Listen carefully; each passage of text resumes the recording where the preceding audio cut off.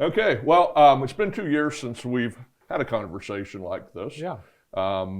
What's happened in damage prevention in the last 2 years, Jimmy? Uh, what's happened?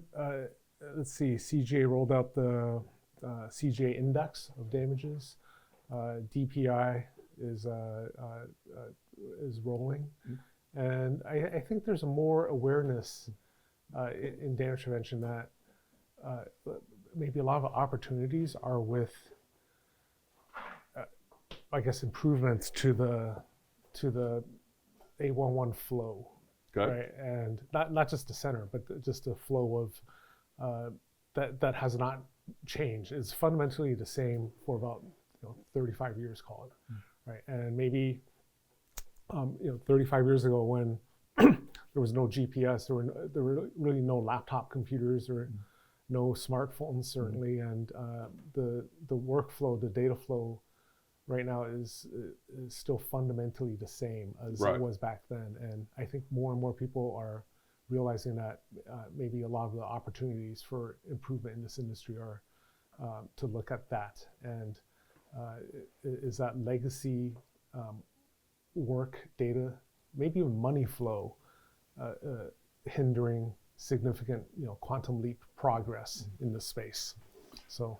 Well, we're definitely going to talk money this time, aren't we? But let's just go back in history a little bit. I'm kind of a few years older than you. I was just talking to Sean before you got here this morning that I think the first one call was about 1968, 1969.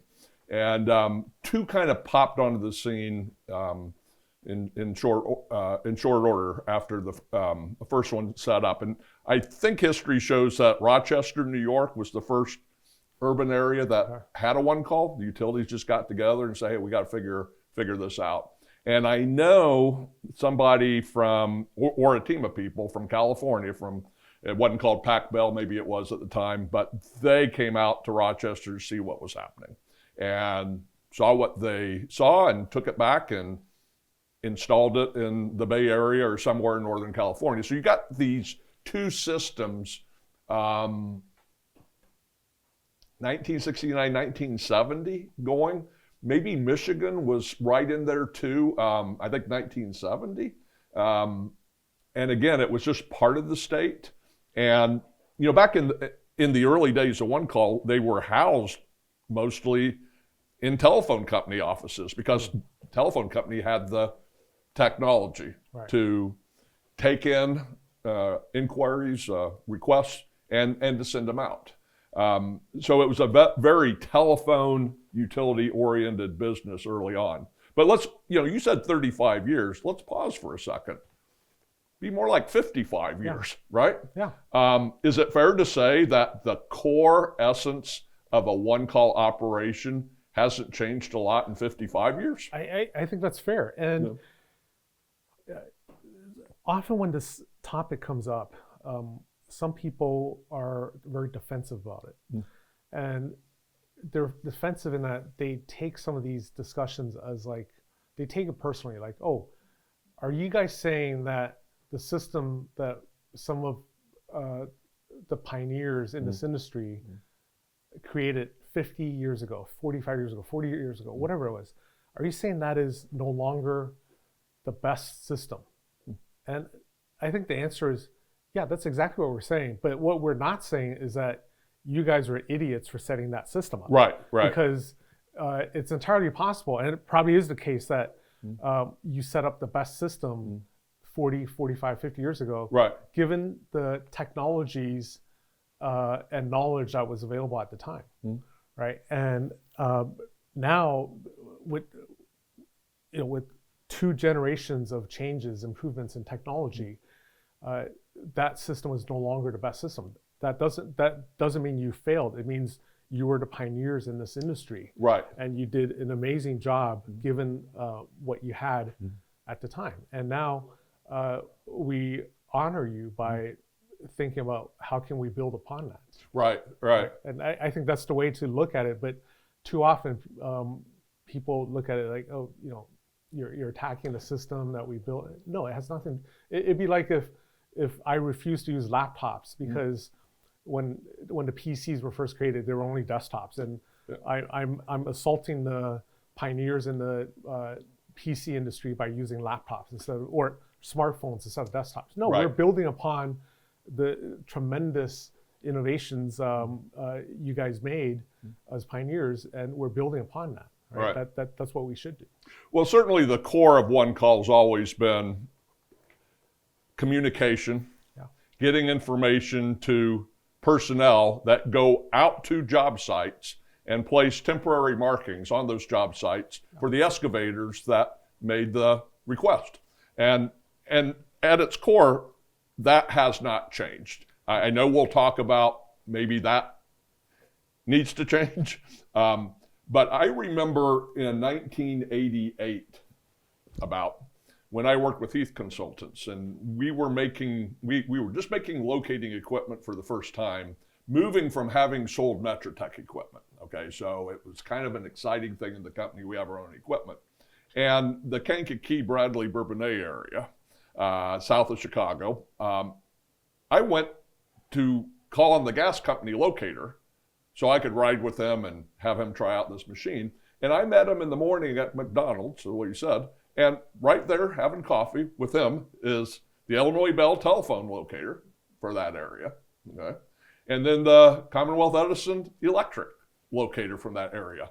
And all three of these guys, and at that time, I'm young and they're, I thought they were old at the time, but they were probably in their 50s, okay? They met every morning. There was a One Call. Julie got them their tickets, okay? But then they would talk and they would discuss, there's really nothing happening out here, the phone company guy would say. So the gas guy, nope, not going out there. So there was that I don't know, kind of a local committee, if you will, of the guys that would go out there. Now, these guys all had years in their utility, certainly. And they knew what was up, and they could tell at times that, I know I don't have underground out there, or, what have you, whatever the case may be. So I know that story doesn't exist today and hadn't existed for a long time. But at its core, what a wonderful way to communicate, because this is a communication business. Painting flags are nonverbal communication, right? But you get your tickets on your cell phone, laptop, that's nonverbal. But when it was verbal, it was pretty fascinating. And you had these rich experiences of cable TV really wasn't even an industry quite back then. So you think about where we've gone since that time, it's pretty amazing. That face-to-face stuff out in the field isn't like it used to be. But that's absolutely true. But I think that trend has happened in pretty much every industry. So what I mean is, if you think about how people make bank transactions now, right? In the past, they would, deposits or withdrawals or whatever, they go to the bank and walk in and deal with their local banker or the teller. I want to withdraw $100, and then the teller, the customer would know from the past, and then the teller would give $100, and then you need to fill out a slip, and then the teller would give $100, and then you walk out. And I remember when ATMs, I'm old enough to remember when ATMs first became popular, and there were a lot of people who said, no, I want to talk to my banker. I want to talk to a person who's in my local branch. But a few years after that now, today, I think most people are like, no, I don't want to talk to anyone. I just want to drive by an ATM or go to an ATM, put in my PIN, and then get the money. It's more efficient that way. So I think a lot of, when we talk about what happened in the past, what you said, the three locators sitting around the table talking about one locate, we reminisce about that, but the reality is it was very inefficient. Right? It was very inefficient. Like I had to go into the bank, I had to park, walk in the bank, and get in line and do all this.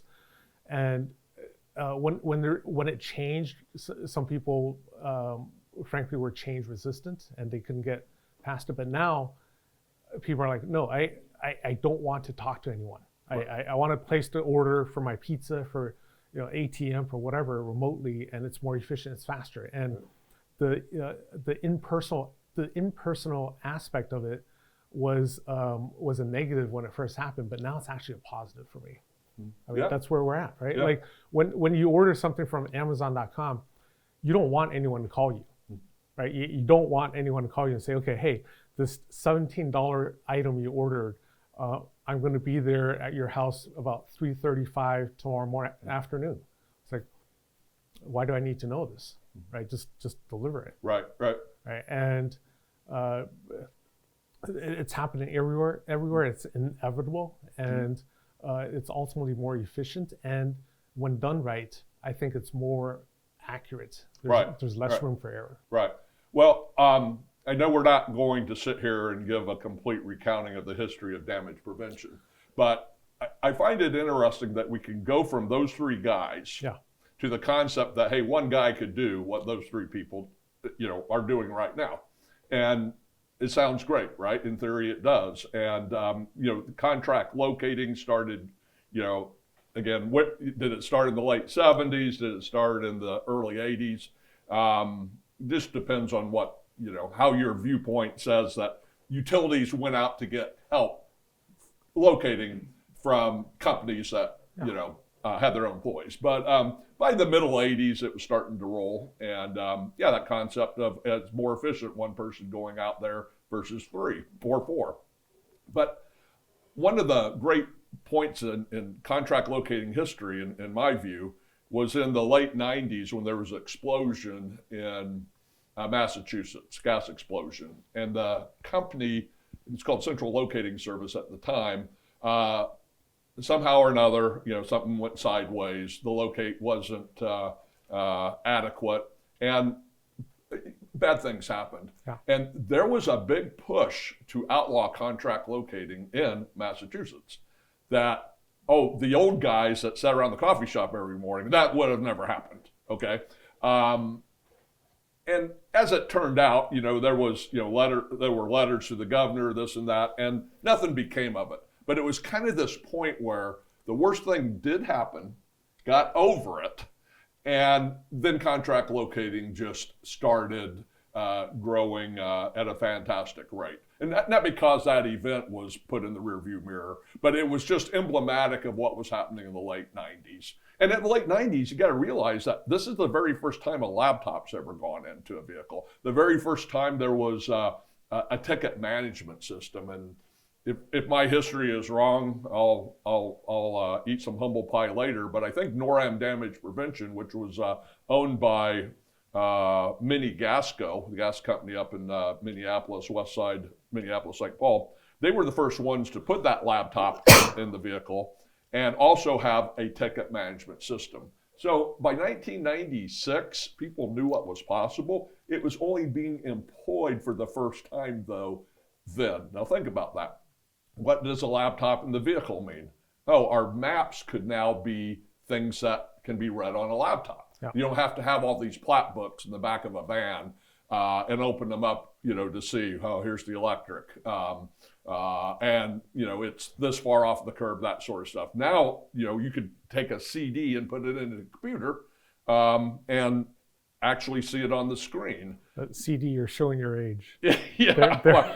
They're all downloaded from the cloud. I know. You got a new CD every year because you can't update them all the time, right? But that was the beginning. Yeah. And when people using this system at the beginning did their log, their electronic log, no longer paper, right?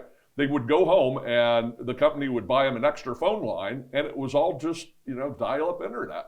And some guys would take all night being able to upload their information and get the next day's work. That was probably the midpoint, when you talk about late 60s, early 70s to today. This happening in the late 90s, kind of like the midpoint in the world of one call locating, right? And we said we talk money. Things change pretty rapidly, and I don't think a lot of people saw it coming. But contract locating's a big dollar thing. You got outside money coming in. It's not new. It's been happening for a while, but the valuation of these companies pretty dang high, as are utility construction companies, et cetera. So what I want to ask you, we I think done enough history. Let's go to today and tomorrow. How long is this going to last? If you were an investor in a contract locating business that brought in most of its money doing 811 tickets for utility customers, how long is this business going to last? It's a great question. Here's the way I would look at it. What is the point? What is the desired goal of locating, right? So someone could say, well, it's to put paint on the ground. And I would revise that to say the point of locating is to convey to the excavator where the facilities are underground. And the paint is the kind of the paint on the ground is the industry standard way to convey that information right now. And is that the best or only way? And I think some old timers will say, yeah, that's the best and only way. And I think there are more and more companies in the space and data and analysis and AI that's going to challenge that and is challenging that. And the reason I want to say that is to answer your question of how long this will last.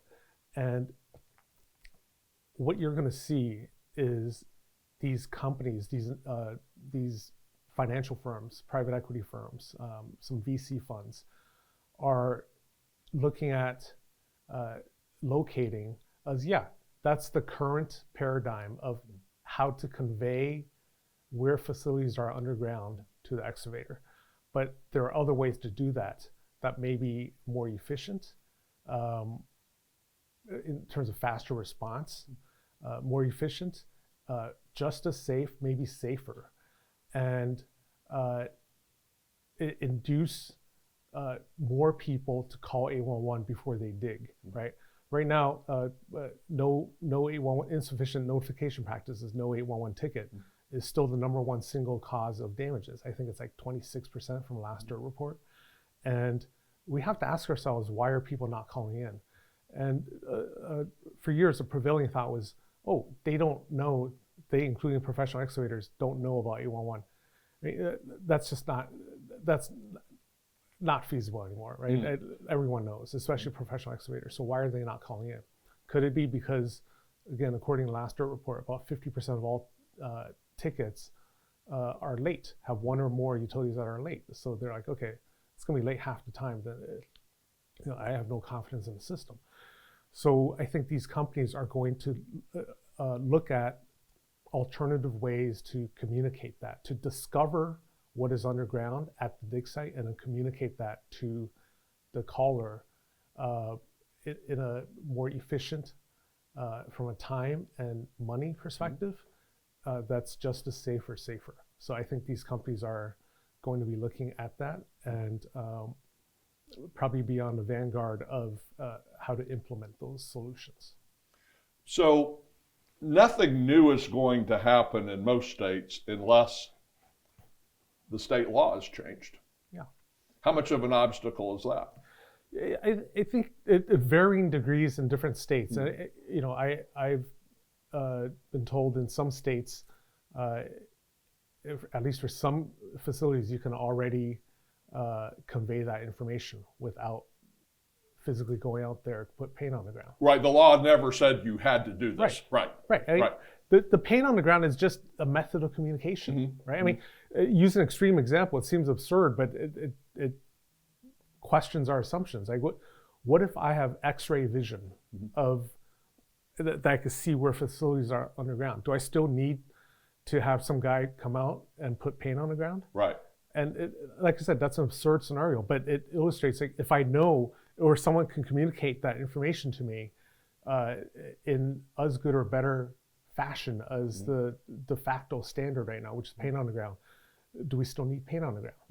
And it's 2025. Let's think about that. Let's question some of these assumptions.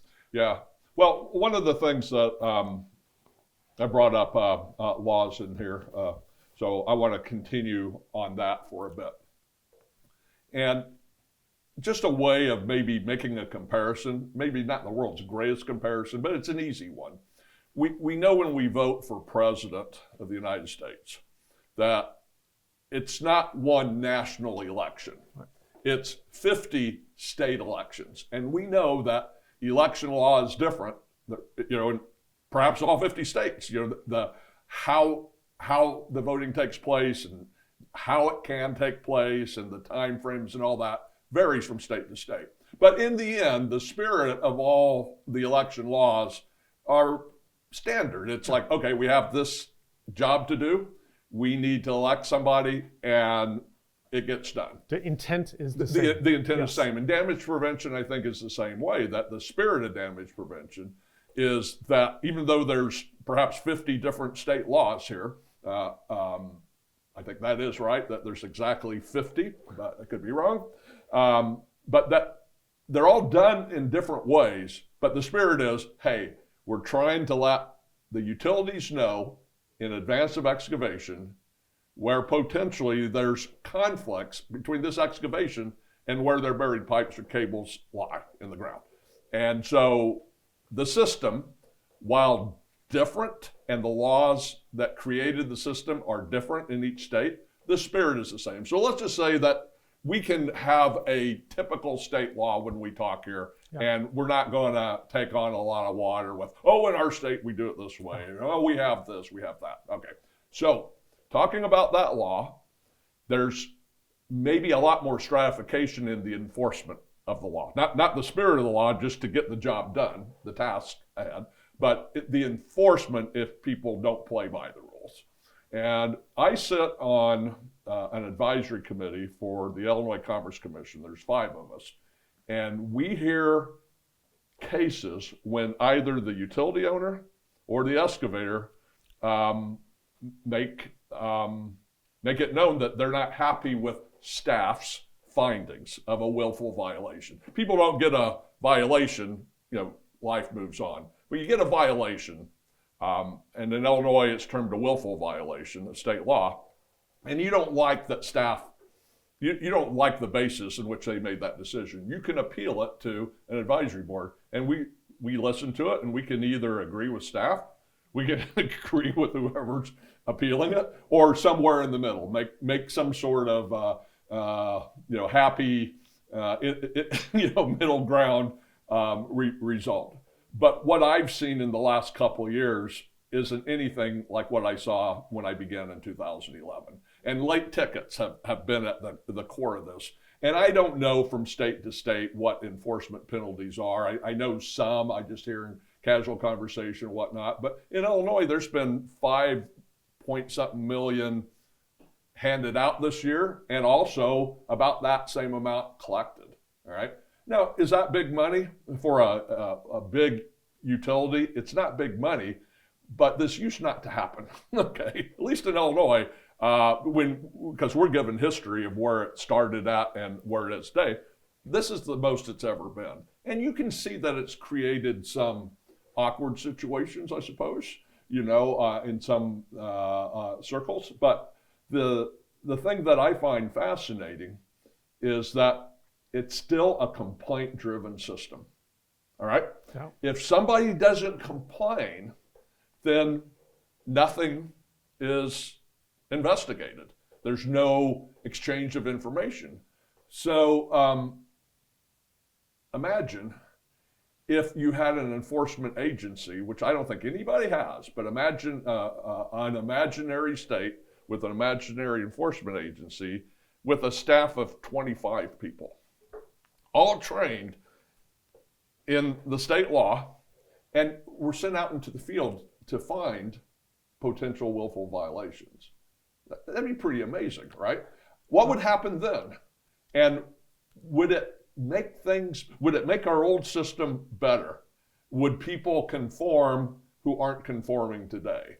The argument, I remember 2004, 2005, the argument was enforcement, enforcement, enforcement. But in our meetings today, we sometimes just have conversations like, doesn't matter what the fine is, things aren't going to, what are we going to fix by, whether it's $1,000 fine, $100,000 fine? Is that money going to change it? anything. And there's quite a few people say, no, it's not going to change anything. But Yeah, your thoughts? yeah. And we're talking regulation here, enforcement. Right. So first thing I would say is in most of the rest of our lives, like when you buy something from Amazon or when you buy a service, someone installs something on your property,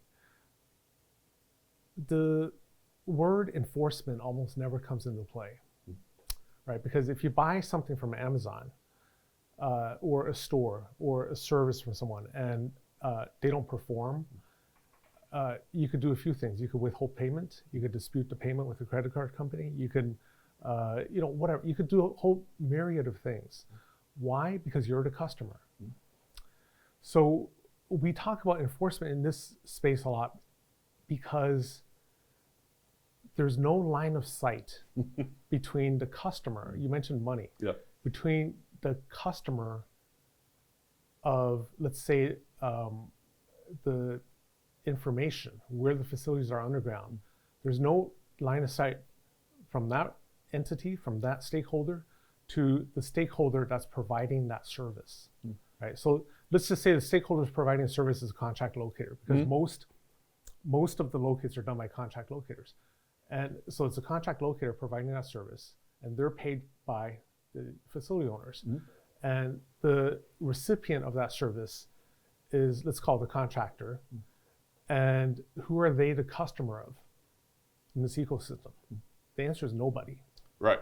Because you're not the customer of someone or something that you pay nothing to. So we talk about enforcement a lot here because there's no line of sight between the customer and the service provider.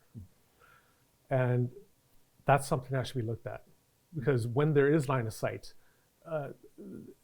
enforcement and all these things are usually not in play, because I'm the customer. I don't like what you did, and you're going to make it right. The second thing is, you're right. Let's say $5 million in Illinois. In the U.S., there's probably $2 billion spent on providing damage prevention. Good. Okay. $2 billion. Illinois is, let's call it just 5% of that. Okay. Right? So $100 million a year. So $5 million fine in a $100 million ecosystem, it's not insignificant, but it's 5%. Okay. And 5%, and if I increase resources,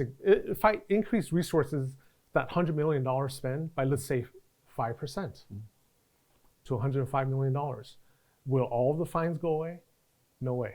Right. There is not a single person in Illinois who will, if you make this challenge, you said, I will increase your damage prevention budget by 5%, and you will dramatically improve performance so that there are your fines go to zero or your damages go to zero. There isn't a single person who will take that bet. Right. So what I'm saying is, if you increase spend by 5%, that those fines will not go down commensurately, right? So why does that still go on? Because it's probably the most efficient thing for the stakeholders to do. Right. And I think, can the fines be big enough so that it will catch their attention more? Yeah, potentially. I mean, let's say you increase by 5 times, so now it's 25%, $25 million a year in a $100 million ecosystem. Yeah, that could catch your attention, but I think you're gonna get so much pushback from that, not just from the contractors and the contract locators, but the people who pay the contract locators, the utilities and telcos, big telcos, that's not going to be amenable to them. Right. Well, I want to tell, before we move on from the enforcement part, and it's certainly, enforcement's been part of the damage prevention landscape for a long time. And we can argue whether or not that enforcement is able to produce a better result. More enforcement equals better result. We can argue that all day. It's still a system, and I agree with you, that's based in the past that needs to change. Technology hasn't been able to really get in there and do what it can do to make things more efficient, while at the same time lowering cost and providing even more safety, right? But little story. So in 1992, there was a regulator, Illinois Commerce Commission for natural gas. And there was a gas company right there in Springfield where the regulator was that had a lot of leaks. And I knew this because I did a leak survey in 1983 there. And only time in my life where I've had to stop working because my hand cramped. I could no longer write leak reports. These leaks were everywhere. You could see them. I mean, it wasn't, like a hidden thing. There's a lot of gas leaks here in Springfield. Well, the management of that company, to cut the story short, didn't really think the regulator, who took a big, strong interest in these leaks, could do a whole lot to them. In the end, he could. All right, 7 people were let go, management, general manager on down, criminal or, I know nobody actually was criminally charged, but the threat of it was big time. It was a big story, and then the way the old cast iron pipes were replaced for the next year or so, this accelerated schedule, crews from everywhere coming in and replacing this leaky pipe. So one guy started all this. Had he not done what he did, I'm not saying it wouldn't have happened later, but it wouldn't have happened then.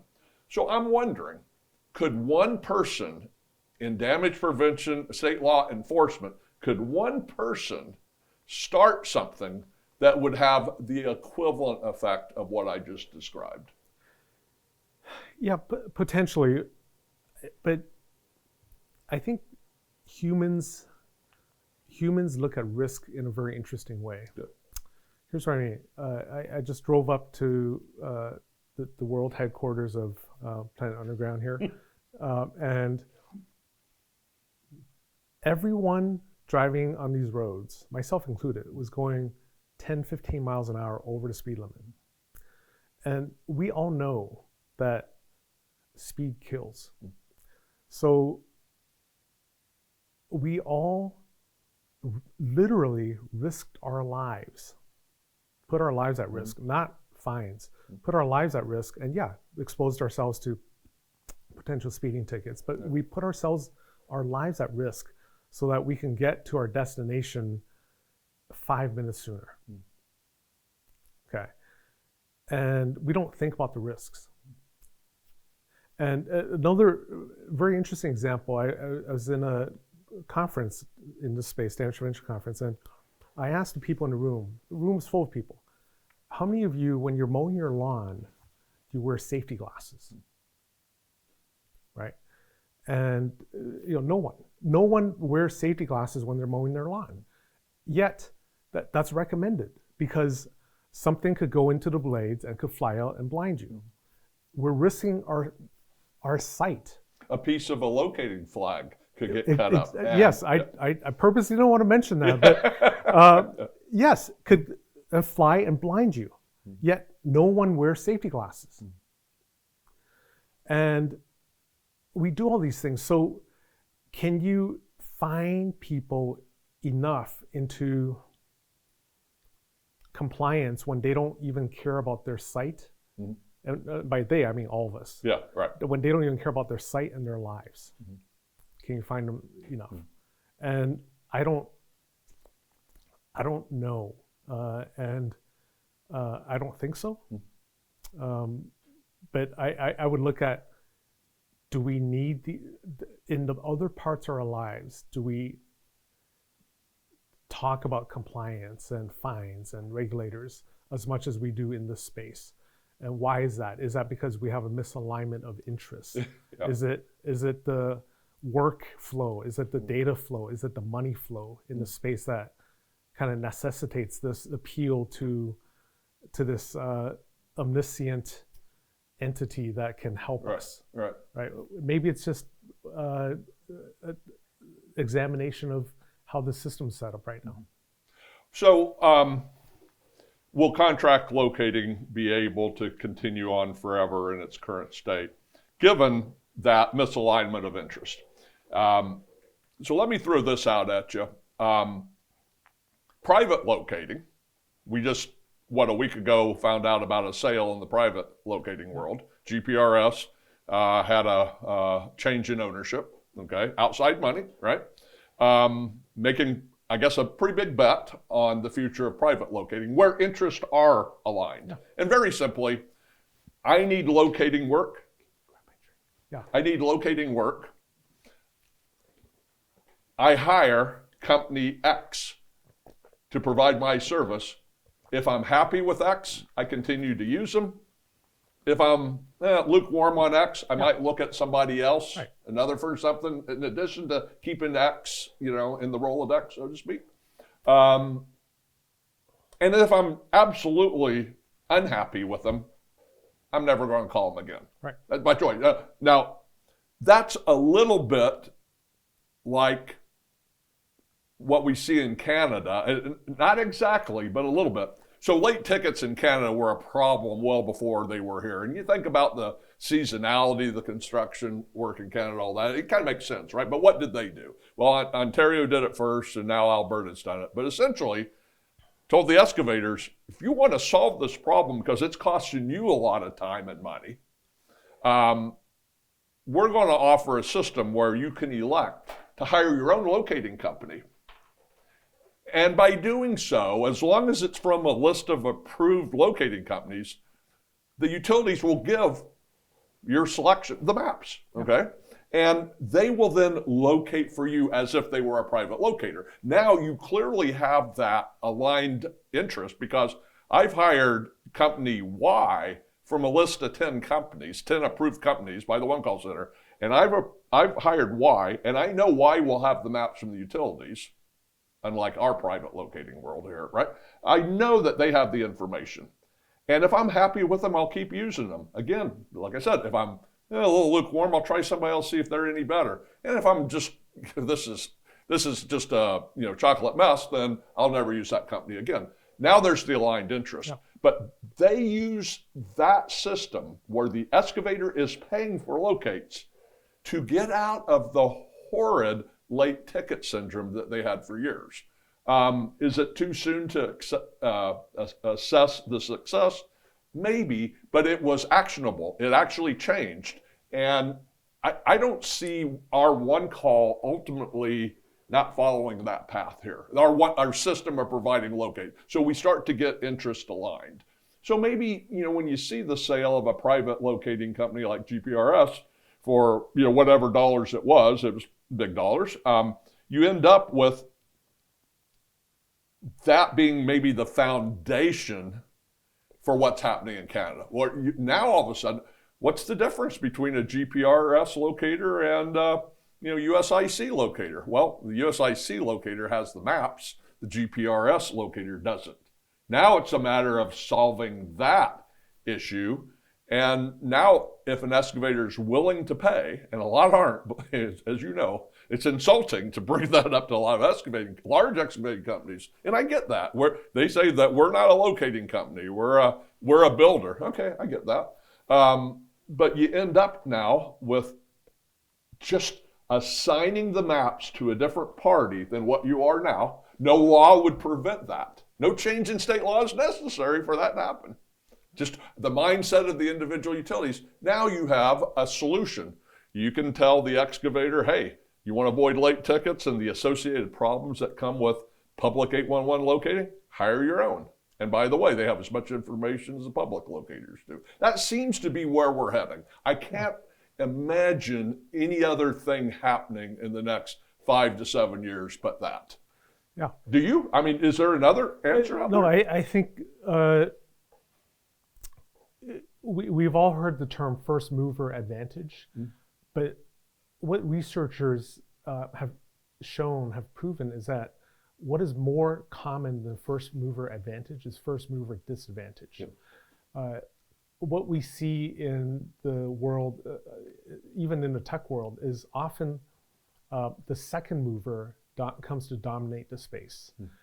And the reason I bring that up is the U.S. was, we were the first movers in this space, right? In terms of the one call system and the process and all that. And what we've seen since is there have been second movers, in Australia, in Canada, in Europe, who looked at our system, and because they came later and they got some data points and they had better and more recent technology, they developed slightly different systems. And I think it behooves us to now look at some of those second movers and say, okay, how did they improve upon our first system, and what can we learn from that? So often the second mover is the one that comes to dominate the space, and we should keep that in mind. The second thing is, I mentioned what's the intent of locating, right? The intent of locating is to communicate to the excavator where the facilities are underground. I would say, if we deconstruct it even more, what is the intent of this whole space? The intent of this whole space is to facilitate construction, safe, efficient construction. Okay, and whether we locate or not, whether we have 811 centers or not, if we're not facilitating safe and efficient construction, we're not doing our jobs.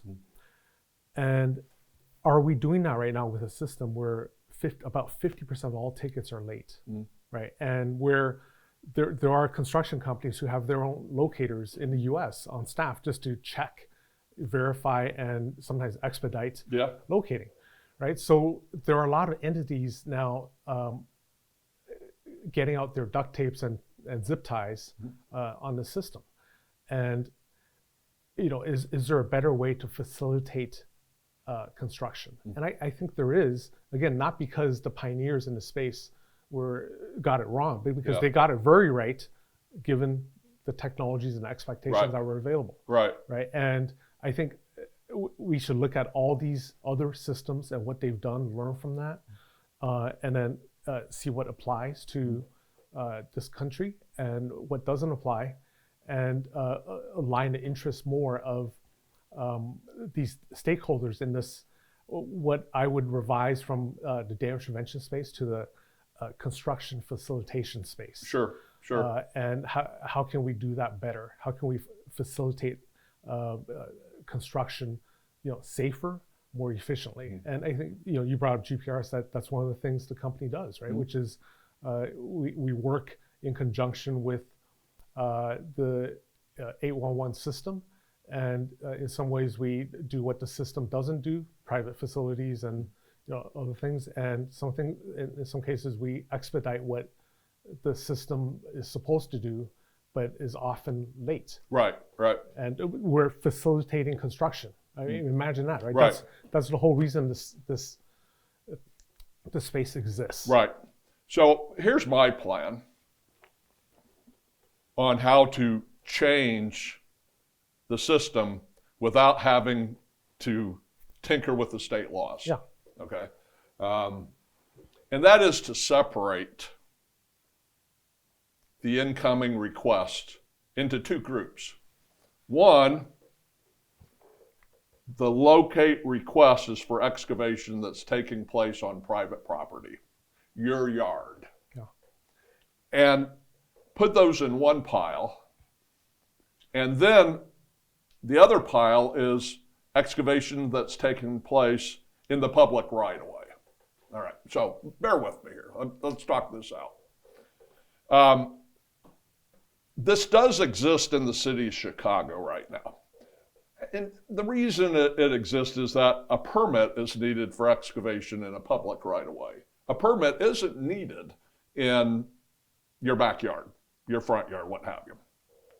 Okay, so it exists within the Illinois state law. The rest of the state outside Chicago doesn't do it that way, but in Chicago it does. And you could argue, well, Chicago's different. Okay, I get it. Yeah, it's wall-to-wall concrete for 25, 30 miles up and down and 15 miles wide, whatever it is. Okay, the dimensions of the city.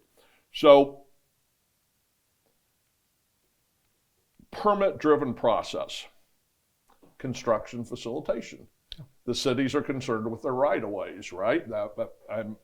Things happen in the utility world that are issues in the right-of-way. So when back in 07, whatever it was, when 811 became the national number and one-call tickets started to creep up more and more and more and more, we saw basically in 10 years an explosion in the number of calls that one-call centers took in. You'll remember when the first one hit 1 million, there was celebration. In other words, if you're the one-call center, the more work you get and successfully dispatch, I guess the more status you have, the better your organization. And what actually happened with the 811 messaging? Homeowner tickets increased. We hit the group that wasn't sure, right? Well, why are tickets late today? Okay, 50%, great. It's a horrible number, but a lot of it is because we've got homeowner tickets, very, very low risk, mixed in with the same priority. And I know you have your fragile, not fragile moving story with your sister and all that, but in all seriousness, if we just put them into two different groups, now I'll ask you the question. What I'm saying is, one group could be ready for privatization. In other words, is it the homeowner that calls and gets the service and gets what they want and pays for it? Or is it in the right of way, where the tougher locates are, the bigger challenges, the greater risk to efficiency and safety of general public and all that? Which one, the private or right of way, would be more ready to roll in hey, this is a new way of doing business? But we're separating the two, giving a chance for one thing to happen in one space and something different happening in another. What are your thoughts on that? Yeah, absolutely. So in where I live in Carmel, Indiana, there's obviously a 911 number. Right? There's 911 everywhere. And then there's what they call a police non-emergency number. Okay, so if I call 911 because my cat is in a tree, right? They're gonna tell you know what they're gonna say. They're gonna tell me to call the non-emergency number, or they're gonna tell me it's not a police matter. Go call someplace I can get your cat out of the tree. And I had my wife got into a fender bender, right, in Carmel, and she called, and it was a fender bender, and they're like, well, is anyone injured? No. Okay, look, you can report this to the insurance company without even our coming out, right? And that's what they did, and went fine. So why do they do that? Because they are doing exactly what you're saying, which is they're segmenting the calls by, is this an emergency? Is there are there lives and property at immediate risk, or is this like an administrative? Is this an administrative call?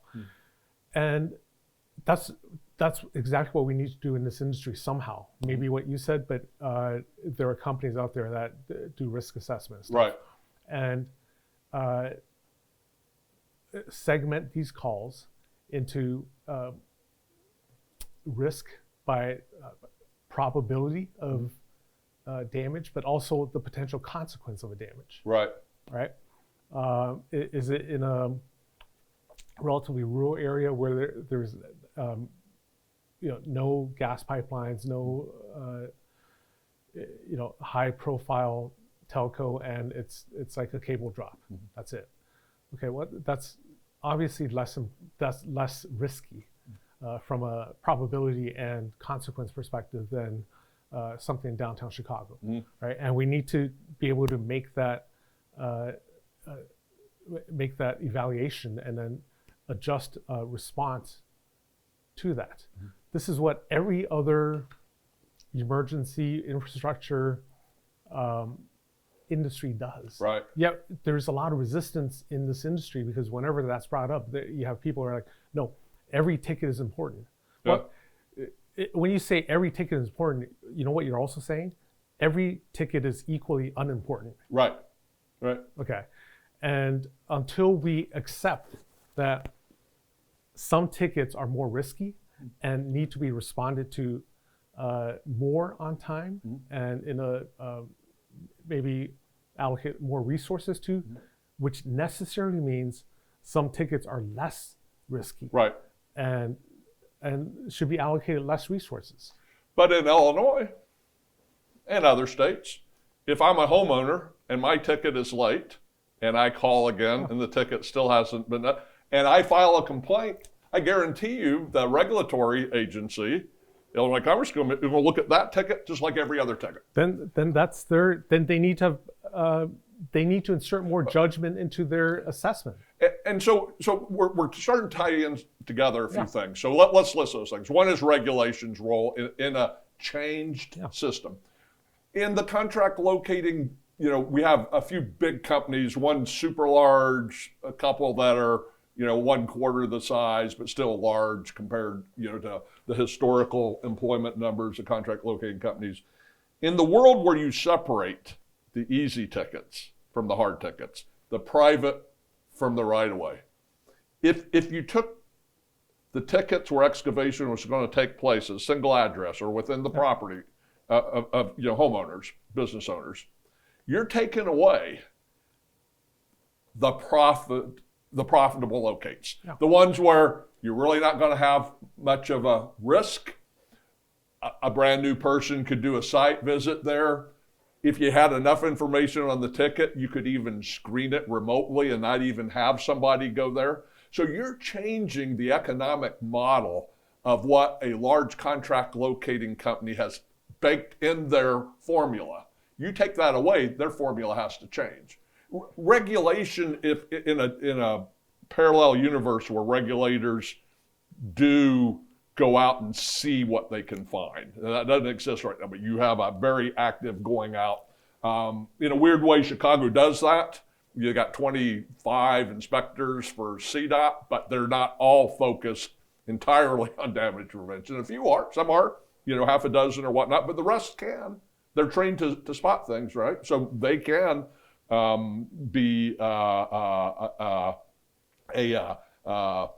force to deal with for damage prevention. And so arguably that could take place in other jurisdictions as well. But beside that, when we look at, here's $5 million of fines, the contract locating company, if the bulk of that $5 million was because a contract locator did or didn't do something, what have you, in their contracts with the utilities, they're essentially going to have to pay that. Yeah. Now, will the utility go to the mat to try to fight for it? Yeah, they may not. But the utility doesn't have the risk of something not being paid for, like a homeowner may have. If they hit a line and they get a bill, or it changes their plans of where they were going to put their deck or swimming pool or what have you, you're starting to align interest when you start picking apart bit by bit the system. And I think it should be picked apart gradually by different methods that don't conflict with existing state law, because to change state law can be quite a thing. What can you do within the existing framework of law and regulation? Before we move on to what can you do to actually change the law to facilitate all the things that could make this a more efficient business. So a couple of things. One is in that scenario you gave where there are fines to the contract locator that the contract locator absorbs, but really prices into their price to the utilities. Yep. In that case, the fines are directly, maybe indirectly paid for by the ratepayers. Right. Because the utility pays the contract locator. Say directly paid by the ratepayer.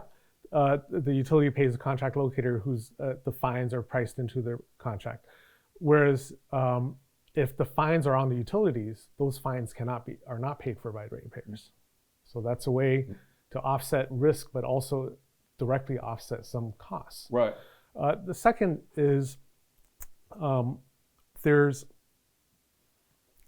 a misalignment of interests again, but hold on. There's misalignment of interest in that the fines, right, are on the utilities. I'm sorry, the fines are on the contract locators. But like I said, they're paid for directly by the ratepayers, right? But how do we get? It's still a relatively small portion of the total cost, right? And that's still a problem. So until we figure that out, and then how do we align the interests? But so another thing is this: most businesses, they can control the demand. What I mean is, imagine if you and I ran a restaurant, and right now, if we run a restaurant, we know there's going to be a rush during lunch, say 11:30 to 1:30, and then a rush between, let's say, 6 and 9. All right. So the contract locators right now, it's like they're running a restaurant where they're like, okay, they're told, okay, look, on any day there could be between 0 and 5 peaks. Okay, and the peaks could occur anywhere between 6 a.m. and 10 p.m. and they could last anywhere from 15 minutes to 3 hours. And contract locators like, okay, what can you give me? Can we be a little more specific? No, that's the business. And we can. By the way, anyone who walks into your restaurant must be served, like within 2 hours. Right. Anyone, even if they buy like a $5 item, yeah. Okay, so when people say like, why don't they, the contract locators, just staff more? Because it's impossible to staff more. Right? The demand is unconstrained. Right. It happens almost in no other industry. Right. So it's unconstrained. Why don't they staff to the peak? You can't staff to the peak. Why don't the Texas utilities, electric companies staff to the peak? Because you can't. Not staff, but build their infrastructure to the peak. You can't. It's impossible. Well, let's go from a restaurant to within the utility world. Yeah. Okay, stay within, our world, damage prevention world. Yeah. So, if the electric utilities in California were mandated to take on a lot of undergrounding work, taking aerial cables and putting it underground, fire safety, what have you. Okay, let's make that scenario there. And they were given X amount of time in which to do it, some unreasonable amount of time. In 1 year, you're going to have to put 10,000 miles underground. All right. We say it's unreasonable. Why? Because there's constraints. There's only so much labor. Yeah. There's only so much equipment. There's only so much investment in firms that can take on this work. And they're working at other utilities in other parts of we understand that. If we're replacing 2,500 miles of old leaky cast iron pipe in a eastern seaboard city like Boston, let's say, and we intend to replace it in 30 years, all right? Well, now it can be scheduled. Right. It can be built in just like everything else, right?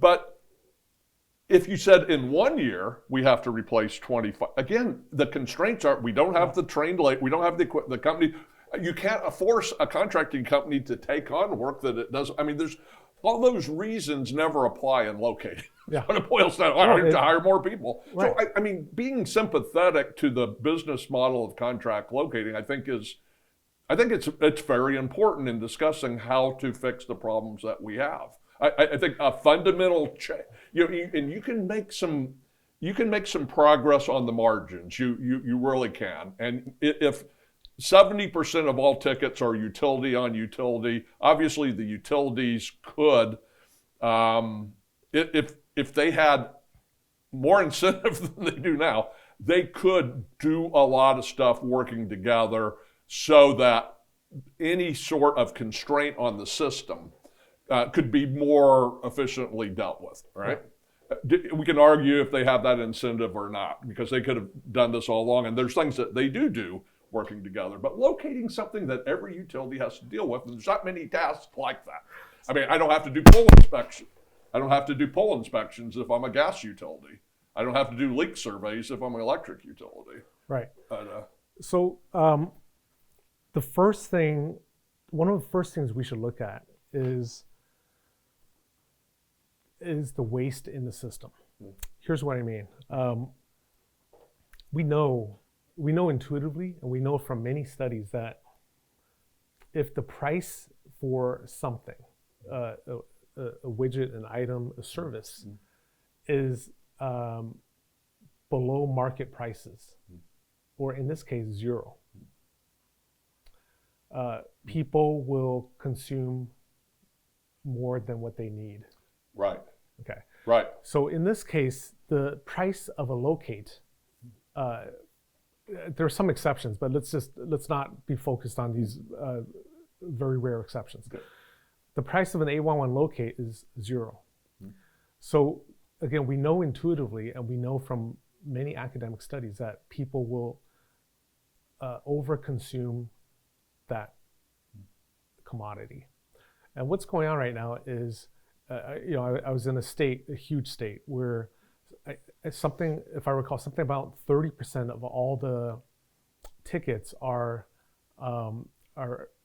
repeat tickets, like renew tickets. Right. Okay, renew tickets. And what they found is that a very small percent, like really only 10 or 20% of them are really even needed. Right. There's a huge percent that the job's actually finished. Right. And someone in the office just keeps renewing the tickets. Yeah, Okay. and these are right-of-way tickets. Right. These aren't in people's yards. No, these are right-of-way tickets. These are big tickets. Yeah. So, and I'm like, wait. So, and I'm talking to a utility. I'm like, wait. So there's someone in your office who just keeps renewing these tickets, or someone in your contractor's office who's just renewing these tickets? They say, yeah. I'm like, why? Well, because they don't check with the field people. They don't check on the status of the project. And then I'm like, why? Because it's free. Yeah, and there's no incentive. It costs nothing. Yeah. So we're looking at a bucket, and we're seeing how can we fill it with more water? But there are 5-6 holes in this bucket. Right. Right. These are the waste, and so there's a company called A11 Spotter that has ticket management for excavators, and a very interesting thing.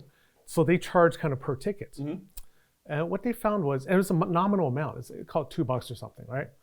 And what they found is for their customers who use their system, their ticket, these are excavators, the number of tickets that they called in, same construction volume, the amount of tickets they called in, kind of month over month versus before, went down by like 20-25%.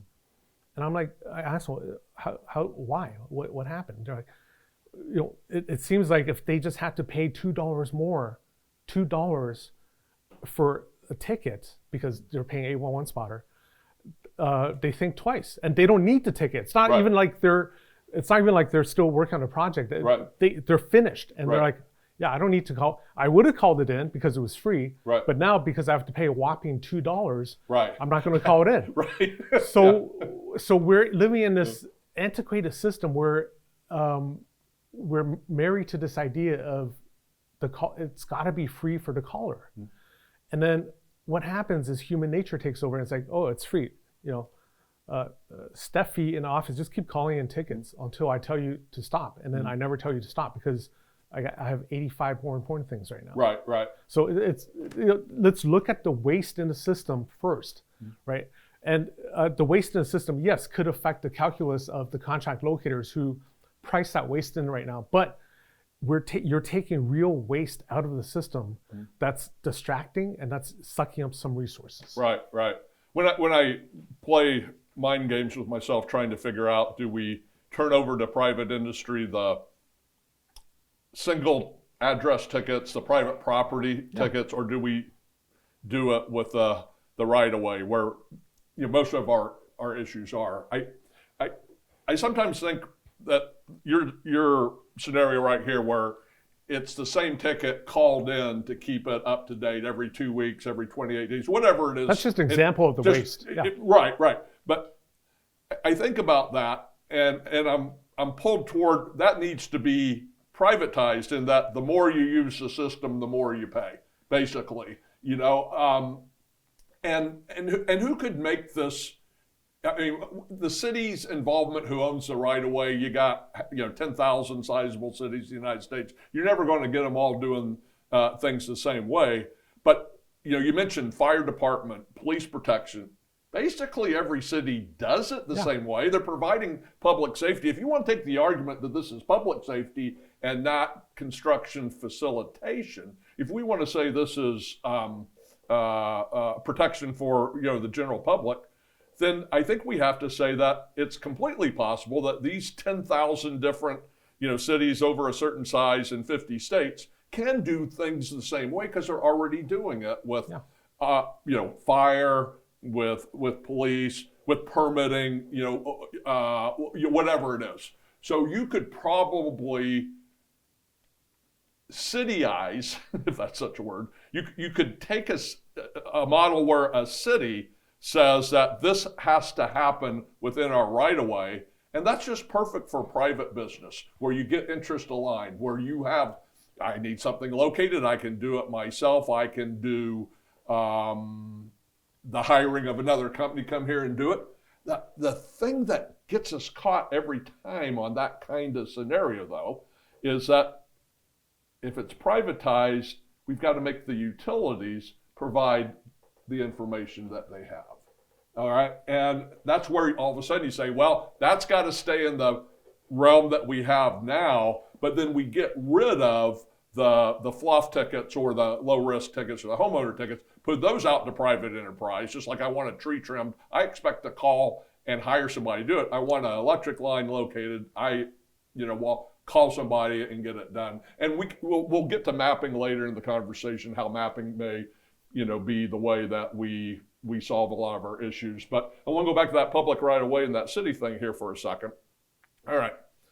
So if we have X amount of right of way in a city, and we know that in that city to do something in a sizable amount of right of way, you have to have a permit. You absolutely have to have a permit. And part of that permit says that you need to do pre-construction locating, which is now outside of the realm of excavation is imminent. Yeah. That's 811. But this is, locating has to be done prior to construction, perhaps, prior to design, which is the way it would be best used. But if there was a market for that, if it was pushed down by the owners of the right-of-way, so that a lot of results got into the system before there was even a chance of getting them damaged, I think we all say that would lower damage. But how are these 10,000 disparate cities going to come up with the same sort of plan? Then that's where I think, well, part of this still has to be state law, and part of it because state law is going to take precedence over municipal ordinance. But it would put the emphasis, like in Chicago, more on permitting, getting information first, storing information, and God forbid, sharing information. And so when we hear people talk about the likelihood of 50 and 5, okay, my opinion is unless there's a big change, a fundamental change in how damage prevention is done, I don't see how it could happen. What's going to cause damages to go down, to reduce to a level of half of what they were 5 years ago? I don't see anything. It's a good idea. I think keeping the prospect of this in people's minds is very important. It's better than not doing it. I think as a rallying cry, it's great. But in 5 years, if nothing fundamental changes with our system, and a fundamental change would also change the economic model of the large contract locating company. We started talking about that. I don't know how it's even thought that it stands a chance of happening. Anyway, what are your thoughts on that? So the 50 and 5, I look at that as a courageous first step. What I mean is, it's like I remember that JFK speech where he said, we're going to go to the moon. I think he gave in 61. We're going to go to the moon before the end of the decade. Right?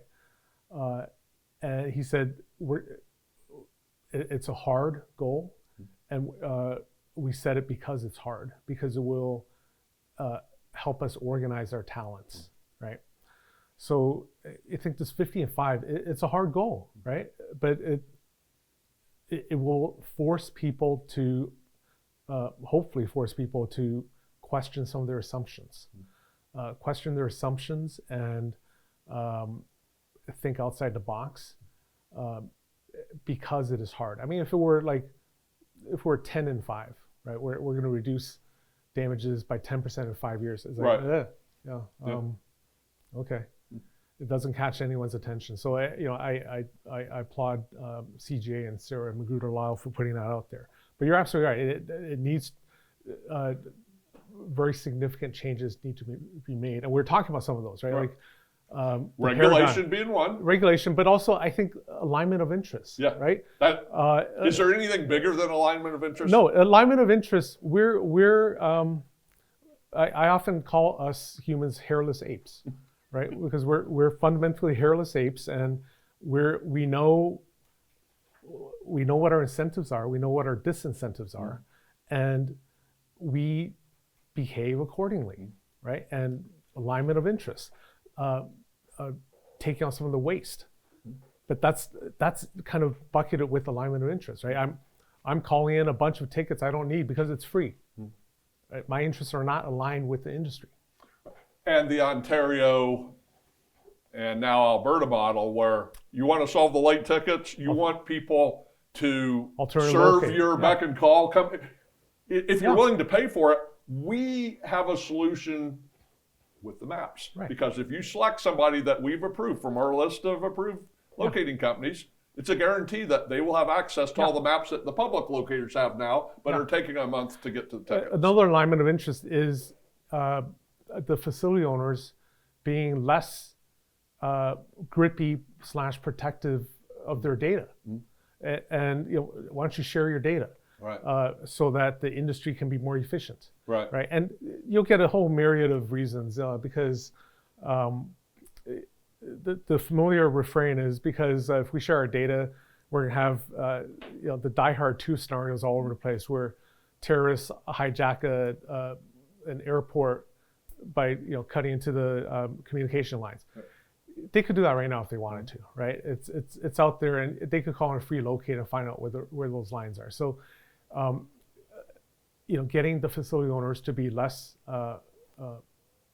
grippy with their data because it's a public safety issue. I like that word, grippy. Yeah, I mean they're grabbing onto it, and it's like, wait, why are you doing this? Oh, it's Die Hard 2 scenario. Yeah. Okay, how many times does this happen? Like they could do that already, right? Well, so let's talk about maps because that's part of technology, part of the future. Where the disconnects today are. I mean, I remember Eric Bergstrom of HBK Engineering said this in one of the initial roundtables that we had, that, in damage prevention, we're concerned with one thing, and that's where the outer part of the conduit or the pipe or the cable, just the outer part. We don't care what's inside. We care about where the outside is located. But in the utility mapping world, they don't have a separate map that shows you just locations that would have the hallmarks of a road mark. Oh, it's 16 foot from center line, et cetera. What they have are maps that are completely full of attributes, size, voltage, go on and on, okay? And the cable industry, the maps are portrayed in a schematic way so that you can see what's where when you otherwise couldn't because they're all together in one duct bank or what have you. Okay, so think about that. When we look at gas and water, which are more like road maps, it's because there's only one main. And it's on this side of the road, it's on that side of the road. And so we can start representing with measurements where things are. And that's what people want. They want to be able to look at a map that they can say, here's where things are. Now, I will say as a side note, people being able to read maps effectively Yeah. is a concern of the future, because we seem to, as a culture, have lost a lot of innate ability to take a map and make sense of it in the real world, right? Okay, but that's another story, maybe for another time.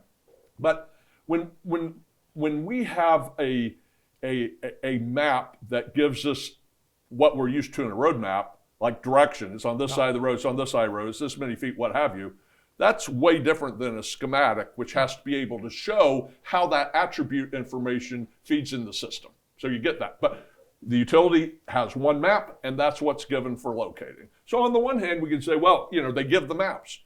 But the maps, a lot of times, aren't going to be what saves your ability to accurately locate or not. You almost have to know about that system and the way the maps are put together to be an effective locator, all right? And have to look past all that attribute information that's inside the conduit or inside the pipe or what have you. I don't care what pressure it is. If it's 100 pounds or 60 pounds, I care about where that outside of that pipe is located. Okay. So that's the way utility maps are. And there's a lot of solutions being sold now, effectively so, depending on the use, where we can get mapping information from the locate and make it easy and seamless and all that sort of stuff. Okay, but is the utility actively opening up its doors to take this information in that format into their format that's chock full of attribute information and system integrity information and all that stuff? Are they? And my view is no, they're not. They're going to have these same maps 20 years from now. Yeah. So if we're talking maps, we've got to think of maps almost from starting over again, where the excavator, this whole thing, what is damage prevention really?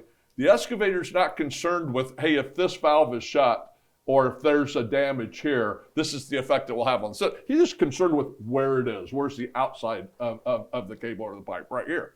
So if there's some way of starting over again where we collect this data, and that is not data that's going into the utility company's maps, but rather that is going into a repository with the sole purpose of providing information in the future that will ultimately replace our one call.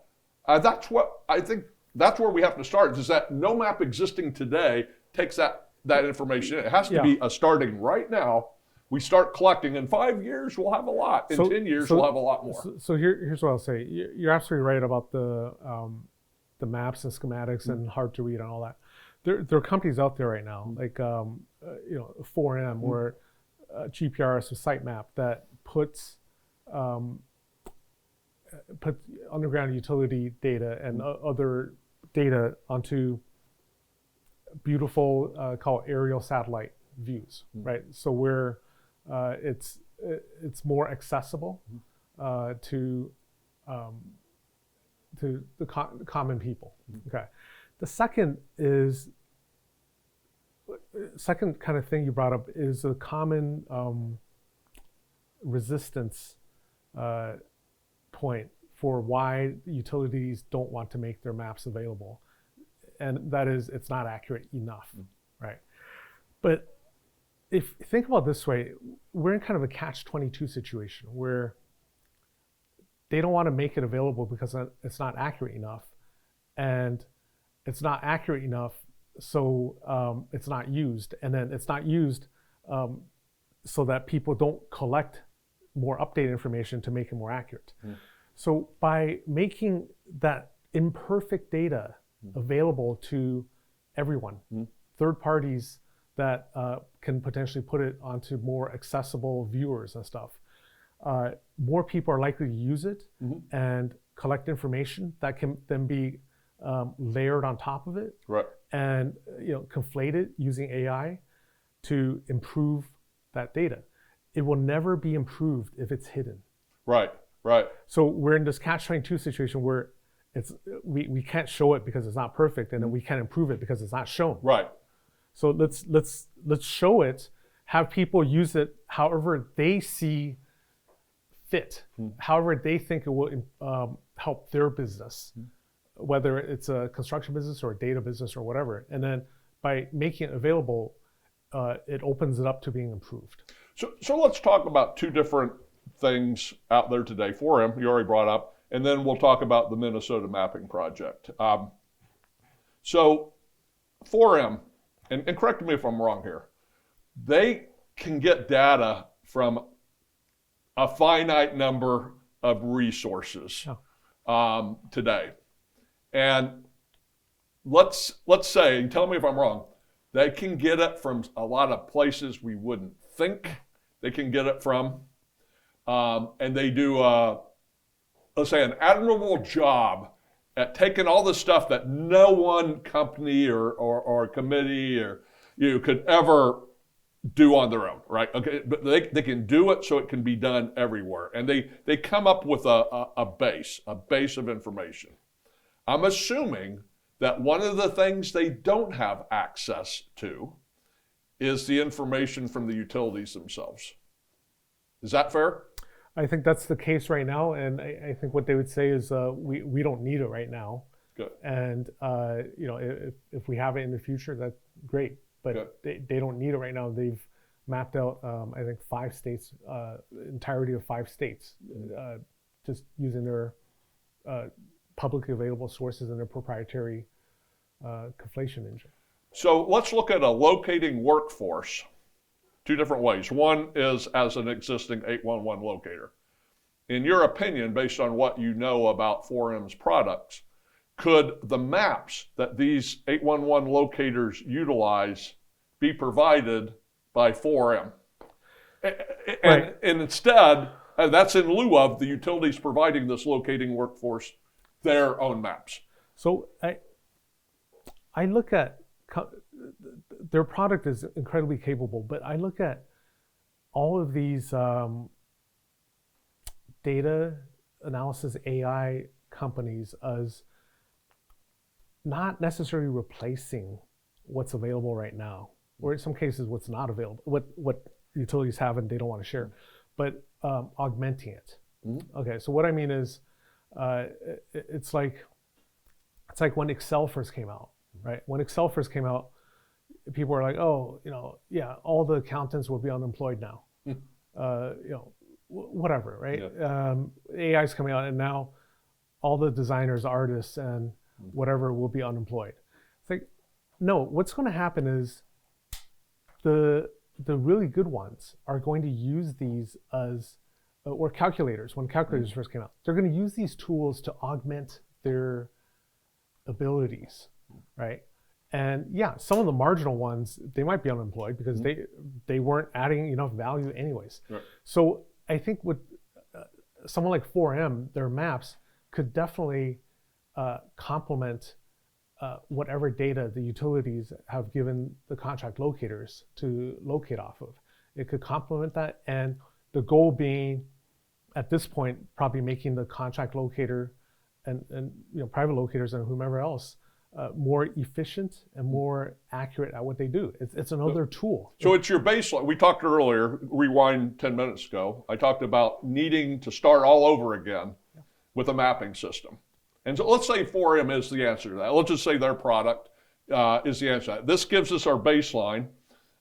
We don't have any utility records in here, but we've got a lot of surprising stuff in here. Yeah. And our doors are open for building a mosaic of where individual lines are based on the locating results, being able to capture data from the locating process and having like a bank to make the deposit with this brand new map being the bank. Yeah. And again, I'll go back to Eric Bergstrom, HBK. Give him credit for coming up with this analogy, is that really a mapping repository is exactly that. It's like a bank. Yeah. Sometimes you need to make a withdrawal, but that withdrawal is only there because you made a deposit. And as a collective group, we make deposits for all the utilities, in the right of way in a particular city, whatnot, but we all benefit because of our ability to withdraw that information when needed. We don't need that information a whole lot, except in certain timeframes in very small quantities. So and this kind of the intro into the Minnesota mapping project. Again, my information may be somewhat limited, but One Call Concepts is the company that administrates a big part of the One Call system in Minnesota, and they are going to take their platform and make it available for people to make deposits, basically. And the system of making those deposits was created by, I don't want to say pro bono work, but essentially made possible through the work and desire of certain geospatial professionals who might get the occasional grant, certainly. Okay. And they came up with a system of uniformity in which to classify this information that would come in from the field. Now, that's a big task right there. Think about this. What do you call this green box? What do you call that lid? How do you designate a riser on a pole? Think about a valve lid, a large valve lid. So there's all sorts of ways that if this is going to work, we have to have uniformity up front. We have to have a system that jives with others, not the least of which might be the utility. But at any rate, think about that. We're able to take the work that somebody does out in the field and have a place to put that product, the geolocation of that locate. Now, one thing that strikes me as, I don't want to say odd, but kind of scratch my head. Sorry. That's all right. Sorry, I thought that. Sorry, guys. You don't get many calls, Jimmy. It's always on vibrate. I don't know how. Okay. Sorry. Okay. Yeah, right. So you have a desire to augment the information a locator can reference. Yeah. That's their stated purpose, not to replace. It's their stated purpose. And I have to list myself as not a skeptic, but somewhat disappointed in that your stated goal is to come up with a complementary system of information, but keeping the old system alive. I think your stated goal should be, this is the first step, like you said about 50, in 5. This is our first step, but now this one actually has a second phase to it. But our final phase is to provide a repository of information for those people who need it without the intervention of people, manpower, gasoline, schedules, all that. In other words, we are setting out on a fix to the solution. Now, again, I'm not inside the minds of the people that donated their time and vision to this, but I would guess that their thought is similar to what we've been talking about, is they know inside their quarters that they're only capable of getting the next phase out there. So their goal becomes, we're going to augment the information. And would 4M, now think about this, would 4M be smarter to say we're giving information to augment, or we are going to conquer the world and our system is going to be the one? Here's what I'd say. Okay. Forum's one example, right? And then GPRS has sitemap that also aggregates information, underground information for use by their clients and the public. The first step before all of this is the facility owners have to be less controlling, less protective of less grabby, data, less grabby, grippy, octopus-like with their data. Yeah. Because yes, 4M has their methods to get that information without it, but I think the reality is, once these facility owners make it more available publicly to everyone, people are smart.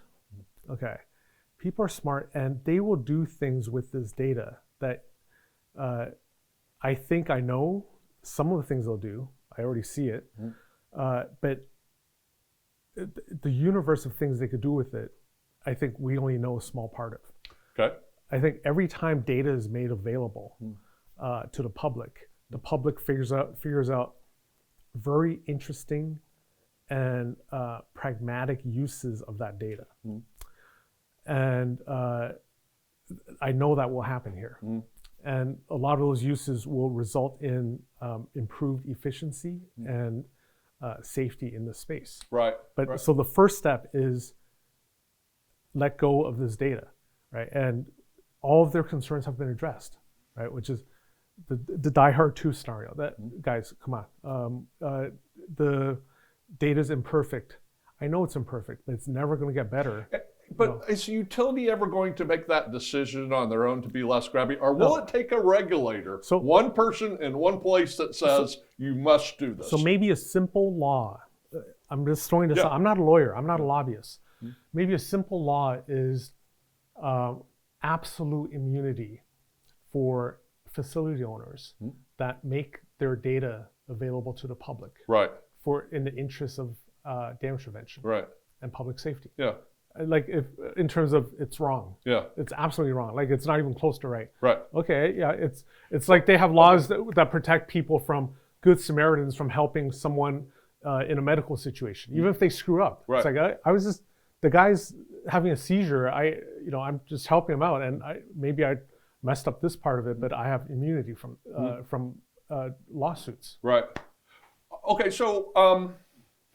Let's say in the contract locating market, let's say that with the same change in the law or enforcement or one call operating, however, this world of things that influence from the outside, let's say that it was not legal to sign a contract with a locating company where the utility would be reimbursed for damages if the locator was late or the locator mismarked, didn't mark something. Let's change that model. Because what you said earlier is that all this stuff that can go bad for a locating company, years ago as the locating company grew in size, it priced around these things. So there's no more incentive. There's no more, we have to be on time all the time. We have to be accurate all the time. No, let's say there's no incentive to do that. All we need is X amount of tickets coming in at this price, and we'll be fine. But let me throw this one. Put you on the spot. Why is there a tolerance zone? Why is there a tolerance zone? Why is there a tolerance zone? Because I think there's probably several reasons. One of them is the equipment, the electric EM equipment used to locate is not precise to millimeters. Right, so that's it's acknowledging the kind of imperfection of the physics. Okay. Right. That's. I mean, I haven't been in the industry as long as you have, but I suspect that's one of the reasons, right? Yeah. Can you think of another reason? And I will say that's going to be the number one reason. I think if I asked, at a conference, 15 people that same question, at least 14 of them are going to answer what you say. But you know what? That answer hasn't changed for 55 years. No. But technology has. Yeah. Why is that not changed? So let me frame this a different way. The tolerance zone, which I think is a component of every state law, and I think there's 50, is your license to never have to locate accurately. Yeah. It's what it is. It's good enough. Is that part of the system that needs to be changed? I mean, in other words, we understand some issues with radiomagnetics. We get it, okay? And we live in a world, in the one call world, of metallic utility expectation. We don't have that same expectation for non-metallic structures, all right?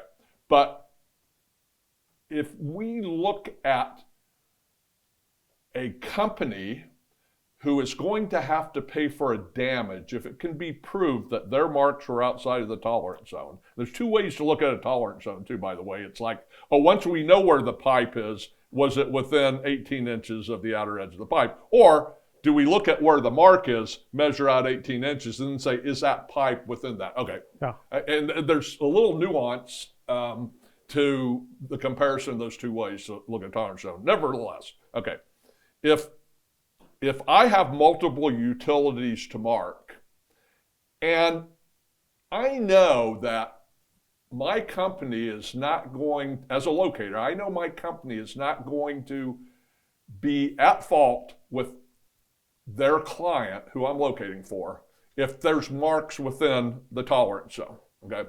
But I have multiple facilities here that I'm locating. Call it easement painting, right. Every mark out here creates this enormously wide area where I can't possibly be charged with damage, even if these utilities are here. So one good change in the Illinois state law, and it will be interesting to see how this plays out, and this would be an example that even the most, uninterested party in damage prevention could get, is that if you have 3 cables that are almost always like this, intertwined, right? The way that people mark them today is 1, 2, 3. Guess what? With 17.5 inches in between. That's the way you and I. That's the way you and I would do it. Right. Yeah. Because the law doesn't require accuracy. I defy anybody to say the state law requires you to be accurate, because it doesn't. In fact, it allows you to be inaccurate. But in Illinois, they're changing that now. So that cable, that tolerance zone has to work off of 1 mark, because in effect, it's like one pipe. And you think about that. How will that law change? It's going to change how electric utilities instruct their locators to mark, because it would be a willful violation of state law if you continue doing what you did, putting the 2 marks and the whatever on a simple 3-phase cable.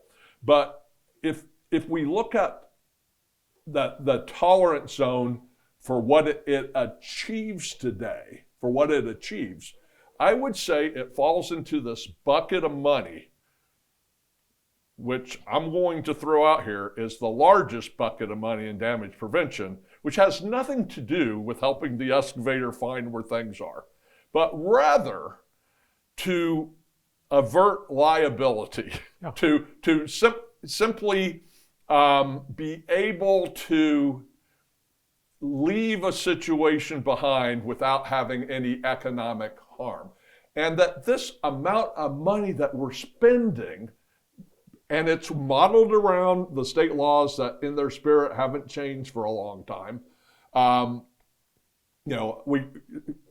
Excavator calls in, somebody goes out and marks, there we are. So if you're really going to change things, what if you could capture all that money that's just going to waste right now and apply it to something that actually would do good? Because you brought this up before about the liability. If you could have one simple law change that, hey, look, there's not liability for damages. That's a big if, right?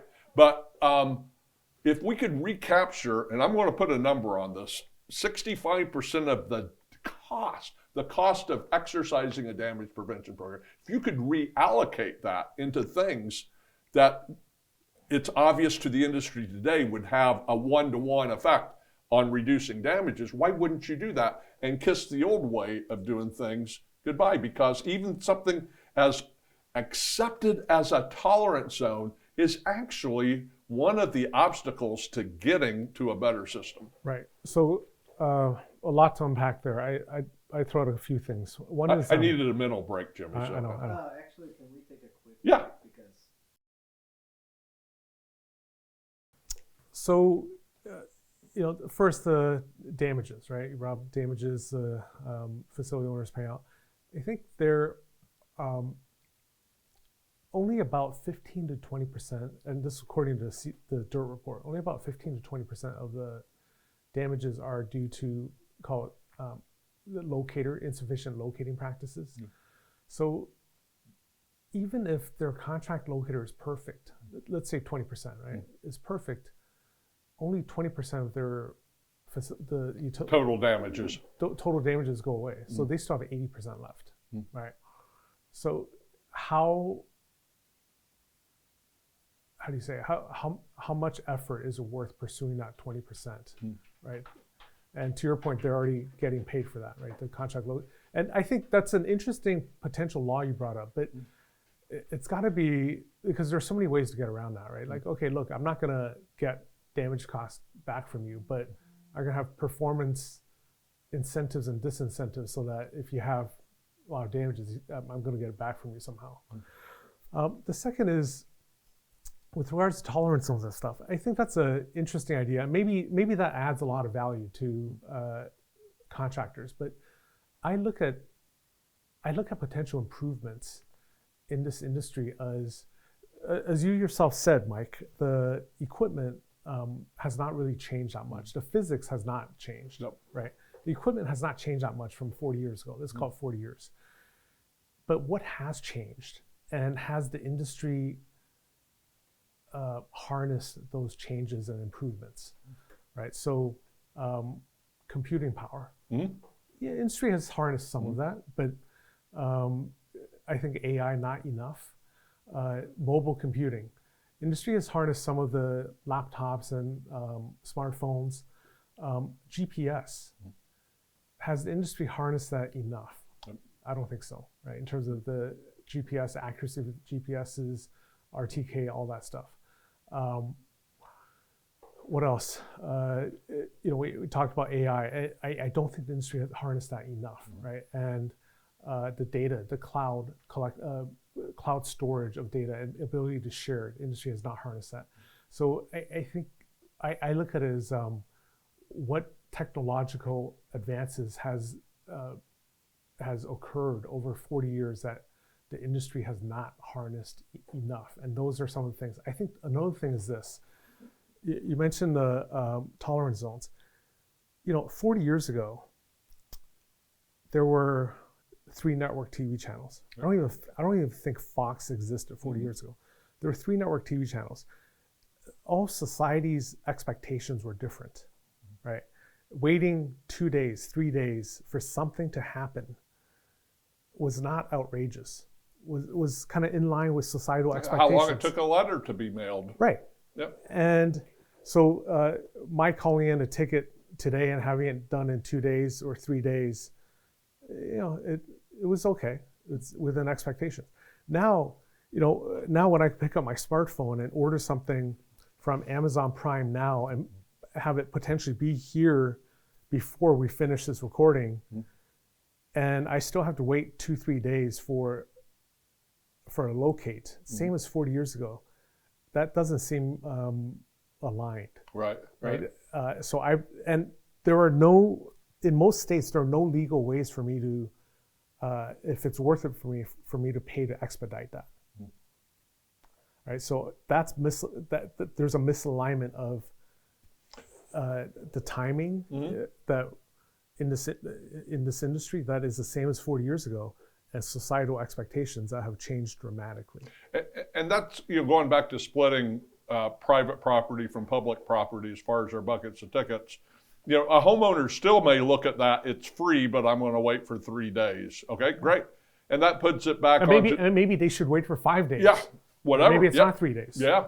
But in the public right away, giving the excavator the chance to pay for a premium service should legally exist. Exactly. Right. And the utilities maps come into play here again, as they often do. It's just this, no matter how you slice it, sharing of utility information is going to take what seems like a great idea given where we're at with our expectations and technologies, all that, and really just kind of shoot it in the gut. Yeah. So let me throw something else at you. So you're going to agree with me on parts of this, I know. Yeah. Other parts I think you won't, but we'll find out. That's why we're here. So imagine how many of these right-of-way projects does the company that's going to be doing the excavation actually go out to the site first without equipment? In other words, go out to inspect the site. Go out and do a walkthrough. What's your guess? So let's just take an infrastructure project that, so it's a utility-based project, a road improvement-based project that pick a length, a half mile. Yeah. All right. So it's significant. It's in our world today, that would be an example of a project where the ticket's going to keep being renewed. The original scope called in, and just automatically it's going to be renewed without any regard for how the project is advancing and what parts of it no longer need locating. Okay. So you got a half mile long project. What percentage of contractors, the ones doing the digging, would you guess actually go out to that site first to inspect, to take a look at the lay of the land, even if they're required to white line an area? What? Just take a guess. I have no way of knowing this, so we're just going to use your number. I suspect this. I'm not close enough to the ground on that, but I suspect in that contractors response to RFP process and planning process, it's probably a pretty high percent. Okay. For a half mile project, I got to believe it's, but let's say 80%. Let's take 80, great. Right, whatever. So what if that contractor could be equipped with a tool? They're not out there walking anyway, but what if they could be equipped with a tool that they hold in their hand while they walk? Yeah. And that's all they have to do. Okay, well, that's not all. They have to turn it on. They turn on the machine, and all they do now is walk. All right? And when they're done walking, they turn off the machine and they put it away. But in the meantime, that machine has done locating.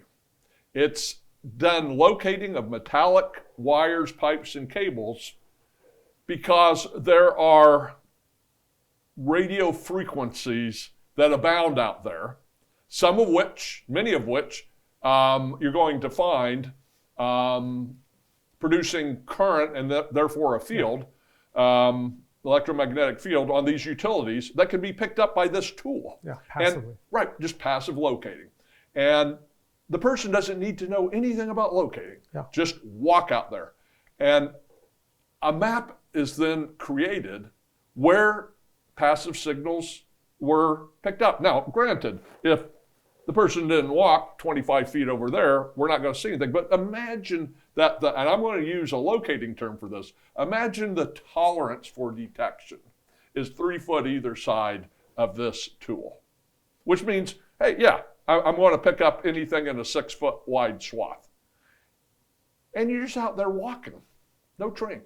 But now you have a map that has, you said GPS was underused, all these things that were underused, you have now X, Y, Z, not only of publicly owned utilities, but privately owned metallic utilities like water services from the property line to the business or home. You also have abandoned metallic objects that are going to re-radiate these frequencies that are, radio frequencies that are generated for other purposes. And now you've got something. And all you did was pull something out, turn it on when you walked. So I said earlier in the conversation, there needs to be some incentive for going out ahead of time and getting locating information that's not based on impending construction in 48 or 72 hours or what have you, okay? The incentive is I've now got something that I can get by walking. Nobody owns these signals. Nobody owns this stuff. Nobody can tell me, no, I'm not going to share this information. I've got it because it's in the public domain. I share in ownership these X, Y, and Z pixels. And if I walk enough, now imagine this. Now that I can see what it does, what if I started to make sure I walked a grid? To give myself the ability, the 6 foot swath, I got 12 foot, I got to walk this way. Oh, if I want service, what if this device could find things no matter which direction they ran, as long as it's re-radiating electromagnetic field? So to me, one of the ways that technology can force a change in this industry is giving people the ability to get information that they couldn't otherwise get without this technology. It doesn't depend on human nature. It's not risk. It's not a decision of risk, It's not a decision of time and effort. Nobody can say, well, we've never done it that way. Now all of a sudden, you have the ability to do something you never did before. And now you have, I may not be able to instantly tell exactly what it is, but in the end, does all this color, does it really matter what is what versus, hey, there is something there? What if the excavator became accustomed that every time there was an XY coordinate or a flag or a piece of paper, what if they became accustomed that every time there was something there? That would be, in many cases, different than it is now with all the color coding and all that. So I see a world where we don't really care so much about who owns something, because I'm just as interested in where private utilities are as abandoned. Because when I dig up I don't know if it's abandoned or not. All I know is I've got a mark right on top of it. I'm assuming that's live. Or I assume because the mark is over here and I find this, that it's abandoned. I don't know. But what if it didn't matter because you knew the location of almost, I'll use the 80% thing, that you knew the location of 80% of the stuff without involving another human being. Yeah. That's pretty cool. Yeah, it goes back to what I said about this industry. Is it's damage prevention, but it's really construction facilitation, right? And to what you said about, it'd be nice to know what exactly this facility is, but ultimately I just need to know if there's something there, right? Because it's just facilitating construction. That tool would be great. A late ticket means there's nothing there. You don't have any information. Yeah, right, exactly. So that tool would be very compelling, right? And it would be it would help facilitate construction. And it would help avoid damages, increase safety, but also efficient construction. Right.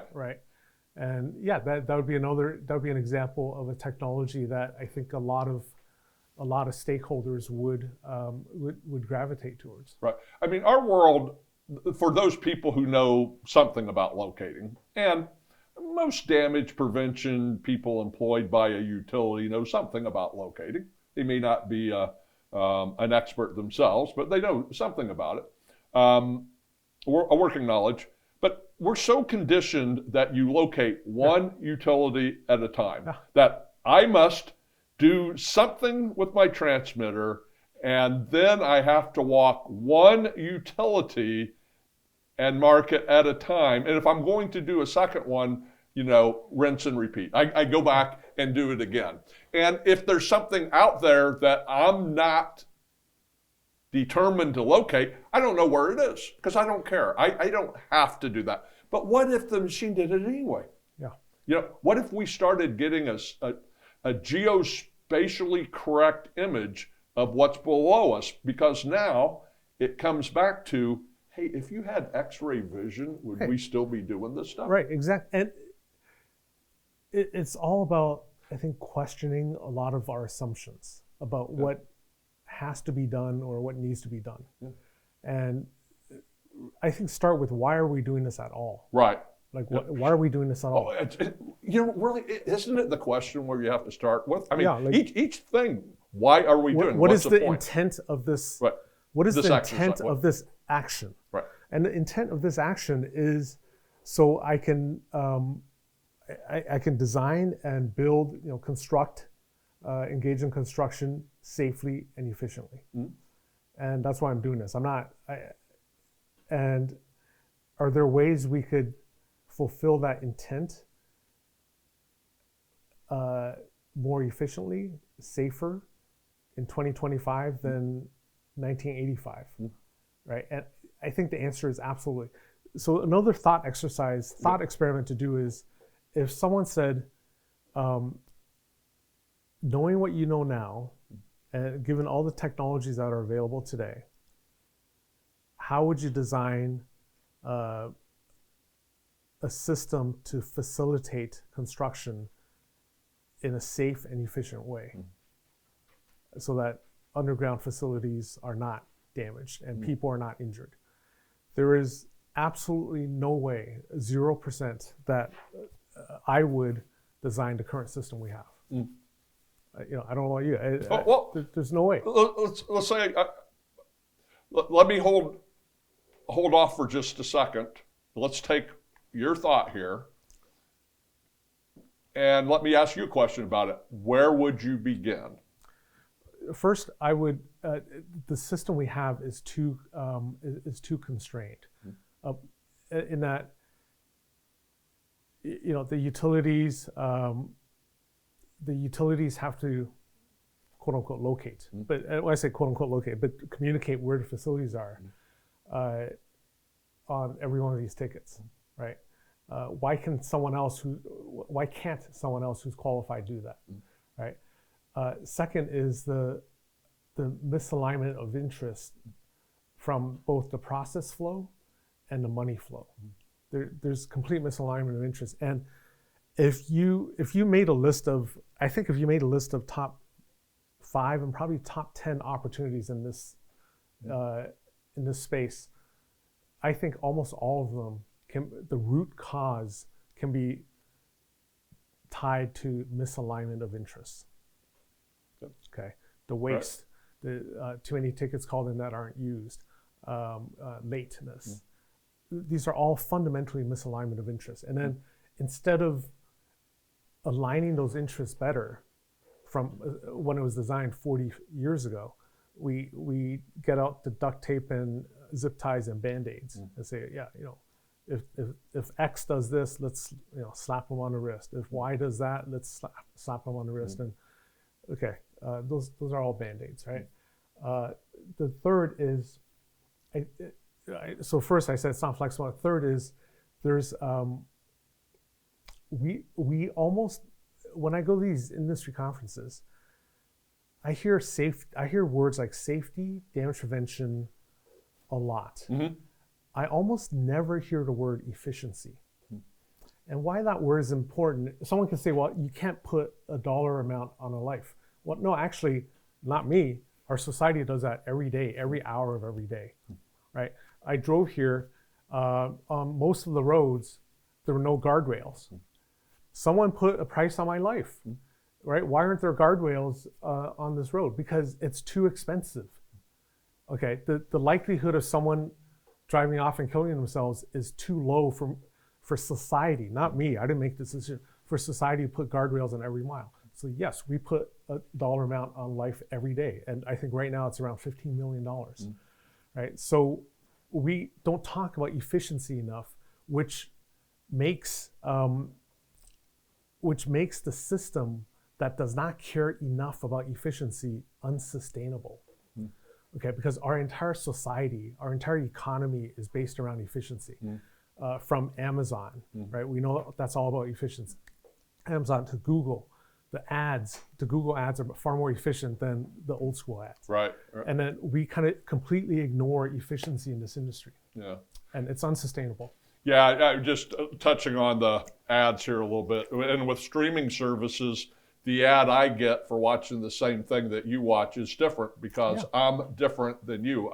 It's matched. It's aligning interest. The streaming service itself is efficiency. Right. Right. Before you had to walk to Blockbusters, right, and then hope that, and then there's a list of maybe 100 movies on Blockbusters, and hope that the one you want to watch is available on DVD, Blu-ray, or VHS. Right now, it's like, okay, I log in and there's 25,000 potential things, and I can get it instantly. I don't need to go to Blockbuster. It's all about efficiency, right? But we ignore that, right?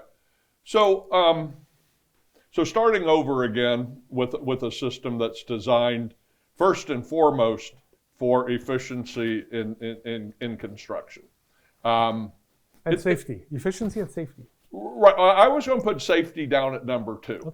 Okay. On purpose, because we've been talking that this is a system safety a safety system for so long that maybe that's responsible for some of the mindsets that are very hard to change. Okay. And some of the, like you say, offense at how dare you construct a different way. We've been doing this and it's grown and it's great. I do think that, that 811 and bringing homeowners on and all that may have delivered a bit of false sense of what could be achieved through collaboration. Not that it wasn't an achievement, but that doing more of that would achieve even more. And yeah, I know we can debate this all day, but needing something when you start over to get the ball rolling, I think just requires right off the bat a transition period that you're not going to, we can design these systems in our head and we can make argument, we can do a debate team argument on this, and you could have a wonderfully powerful debate performance and I say, hey, Jemmie's right. But it won't mean anything because we can't change right here. So if we set up a transition period, yep. That by the year 2035, this shall take place. That's the system that we're designing, is where we're at when the transition is over. So we know where we're going, and all along, bit by bit, more parts of the system fall in line with where we're going. So let's talk with existing technology and use my last example where a person could walk out and grab information that they otherwise couldn't right now with no repeat of physical activity because you're going out there walking anyway, all right? You get information that nobody can tell you no, you can't get. But let's say now, oh, you know what? What I just got stays somewhere where somebody can access it later. Oh, by the way, before I go out, maybe I look and see if somebody just like me hasn't done that before, all right? And let me start with my baseline now that, oh, there's already something here. Now, that doesn't mean I'm still not going to go out there and walk and see and carry my tool to add more, little mosaics to the giant picture. But you get enough of that activity going.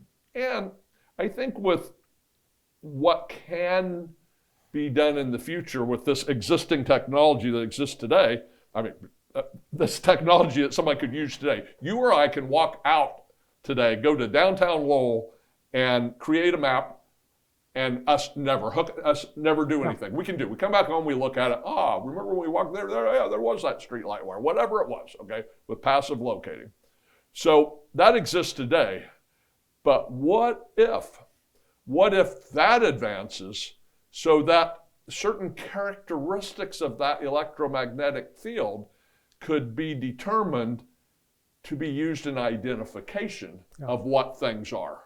Now, we said earlier, well, it kind of doesn't matter in the excavating world. I just want to know that every time I see an indication, whether it's an XY coordinate or it's a flag on the ground, I just want to know that there's something there. Because right now, oftentimes, I don't see something that's there. So what if now I can start to identify, start separating active from inactive, start saying steel pipe versus copper cable. What if I could start getting a sense of what things actually are? And what if we know you see all these great things, even just on LinkedIn looking at what we know about above the ground, the corner of that building right at the transition between the 14th floor and the 15th floor is exactly right here. Okay, what if we had that kind of ability to assign points to things we can't see? And we only get that through repeated use of the technology that's always going to improve so that what we're doing already, we start collecting data. Okay, so now, school buses. What if school buses were equipped with, what if Lyft drivers and Uber drivers could make an extra, $125 a week by agreeing to add this stuff that we constantly are doing it over and over and over and over because people are driving everywhere. And now we've got this picture starting to get clearer and clearer. And we know which frequencies were on a particular conductor. And nobody's doing anything different than what they're doing now. And so to me, let's say by 2035, we know all of this is possible. There's no restraint on something we can't see. There's no obstacle. Everything can happen just like that. can we throw the switch on now Yeah. and say, this tool provides this for some people right now, but ultimately this process, this tool will provide everybody with every piece of information they need. Because at somewhere, in 2029, all this data, we've used the brand name 4M, but 4M can import all this data in addition to what they already have, and everything just keeps getting better and better and better. So here, I agree with where you're going, but I think you're getting too prescriptive on what people should do. Okay. So here are some. I was thinking about this just now. Here are some recommendations I would give immediately and implement immediately. And I look at this from a kind of crawl, walk, run evolution, right? So that it doesn't shock the system. And some of these things are already being done to varying degrees in even North America. So first is facility owners, because they own facilities that are in our Public, right? right-of-ways and sometimes under our properties. They have to share all of their data with the public. Okay, so first recommendation, share all of your data with the public. So I'm making recommendations that will drive... Which is done in other parts of the world. Yes, that will drive people to do a lot of the things that you described without prescribing it. So first, all facility owners have to share all of their data, make it available publicly and for free. Second is the calls into the system, the caller has to pay a nominal amount. I'm not talking about $80 or even $50. Some nominal amount so that it could be $2, it could be $3. Some nominal amount so that walking into a store and taking that cookie is not free. Right. Okay. Or the first 2 cookies are free, but anything else you need, there's a charge for. Yes. I could be persuaded to that, but I don't understand why, if I'm working on even a small project, a $2 nominal fee so that I don't go in and grab a handful of cookies is offensive to people. Okay, so some nominal amount for usage of a system just so I don't use more than I need, which is happening all the time right now. And then it snowballs because I talk with people, excavators, I'm like, so why do you call in these excess tickets that you don't need? He says, well, because I know half of them are late. Right. So now I have to call in double what I need so I have something to work on. So then everyone calls in double. You know what? In a couple of years, everyone's going to call in quadruple. Right. Okay. So there's some nominal amount. The third is something along these lines is that if I call in a ticket and it's late and your facility is late by either your staff or a contract locator, I get to locate that and charge a certain amount to you because you've abandoned your obligation, and now you're putting my project, you're delaying my project, and I have to move ahead with this. So now I do something and I charge something. We'll have to determine what that is, but some amount to you so that because I have to get on with my life. It's about construction facilitation.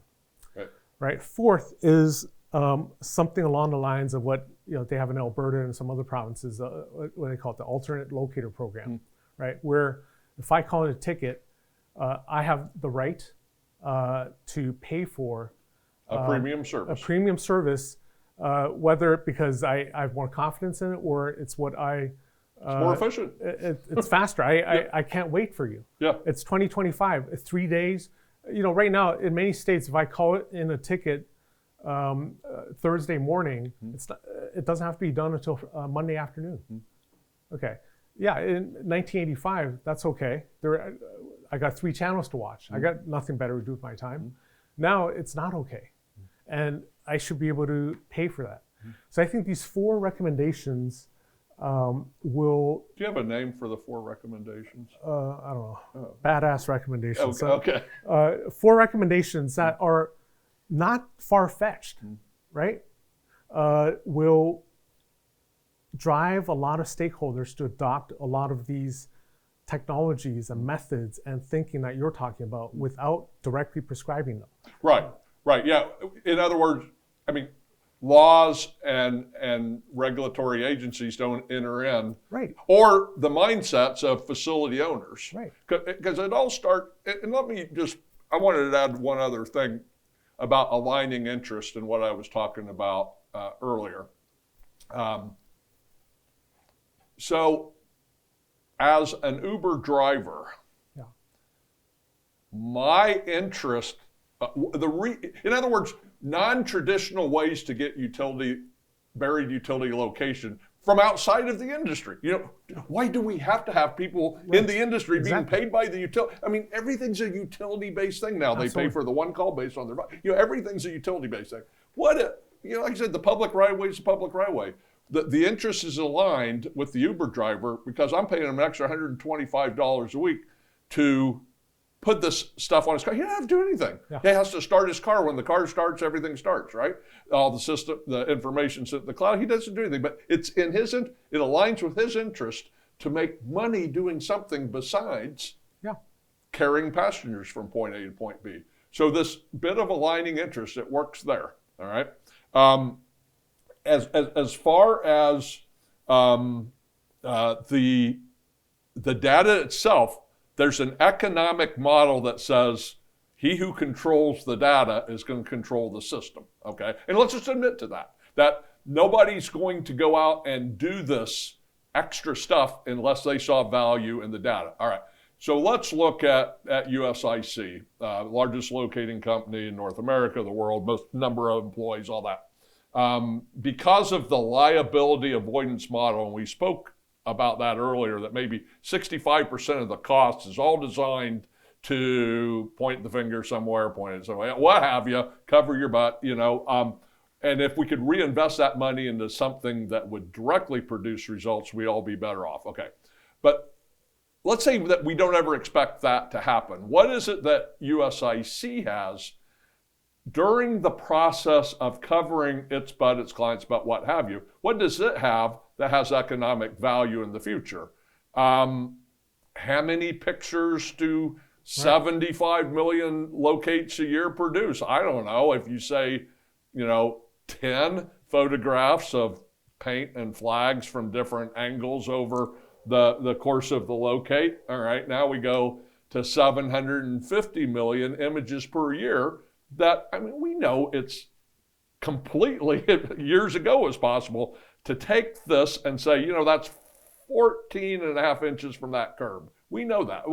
So in the course of, them, we talk about how their model will change over time, but maybe they're preparing for that model to change because they have data that nobody else has. Who else has pictures of that many locates? And we can question where the locates are, that. But timeliness and all that doesn't enter into this equation. So who's going to be most incented to go out and get the data so that it could be shared? There's an economic incentive there where right now you have to be in it for the long term because I can't make any dollars on that in 2025. I'll answer it this way. Okay. Who's going to be economically incented to go collect the data? I have some ideas, okay, but ultimately it doesn't matter. Here's why. Because once we make some of those changes I talked about, the four suggested changes, someone will have the incentive to collect that data. Is it the constructor? Could be a constructor. It could be. Is it the constructor who's doing it and doesn't even realize they're doing it? Okay, so you brought up Uber, right? Yeah. Uber, there are very rare exceptions. I talked to an Uber driver who made me aware of these, but Uber generally does not own any vehicles. Right. And they don't employ any drivers. Right. So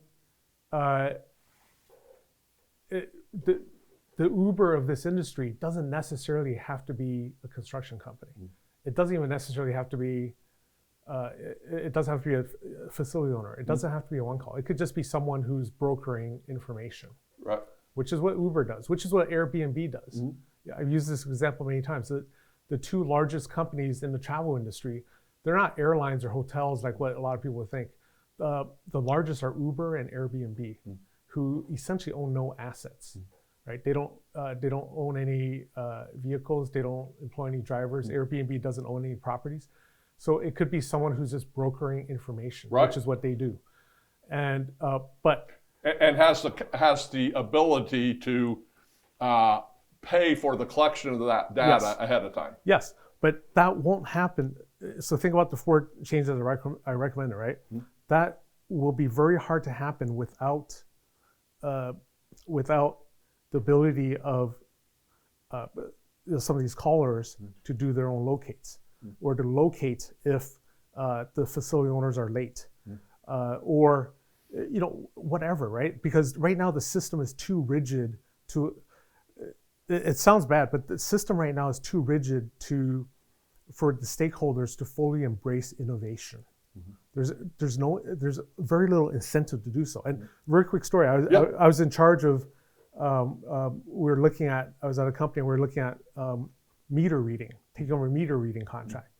And I met with the client, and I'm like, okay, so how, they have, let's call it 20 routes for a month to read an entire area so that they can build every month. I'm like, okay, what if I can do this route in 15 days? I improve the efficiency, can do it in 15 days.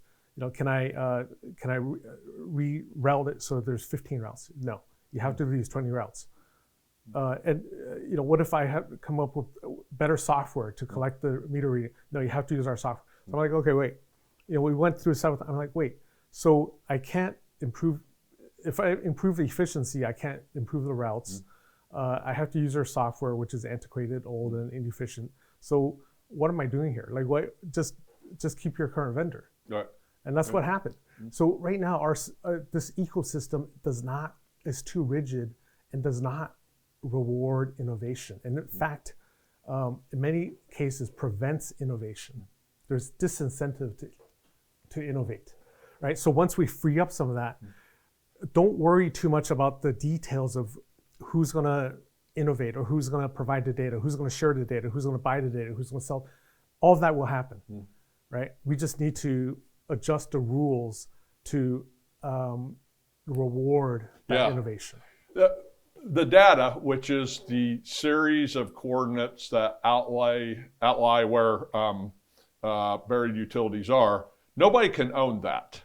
Which is it, right? I mean, it's like you can't copyright a number. Nobody can actually own that, including the utility. Okay, so it becomes a matter of who can collect it, store it, sell it, and maintain all 3 parts. Can multiple people? Yeah, there's no reason, because nobody owns the actual data itself. It's all a matter of, can you put the capital forward to collect, store, and disseminate upon request? But there's no closed doors, because anybody can own that stuff. If you have an efficient way to gather the data to begin with, that probably puts you in the driver's seat, doesn't it? And we keep going back. I mean, I like what you say about it's really not damage prevention. It's a part of the construction process. Underutilized in that many times the construction process relies only on one-call marks when they could have benefited by doing locating before, pre-design, even post-design, pre-construction data gathering, however you want to term it.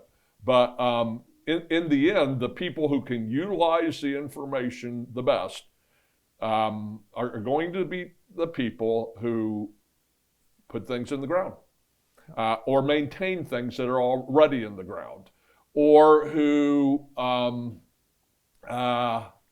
have some, like in your Uber, Airbnb example, somebody who could broker the information. They're not involved in collecting, but brokering the information.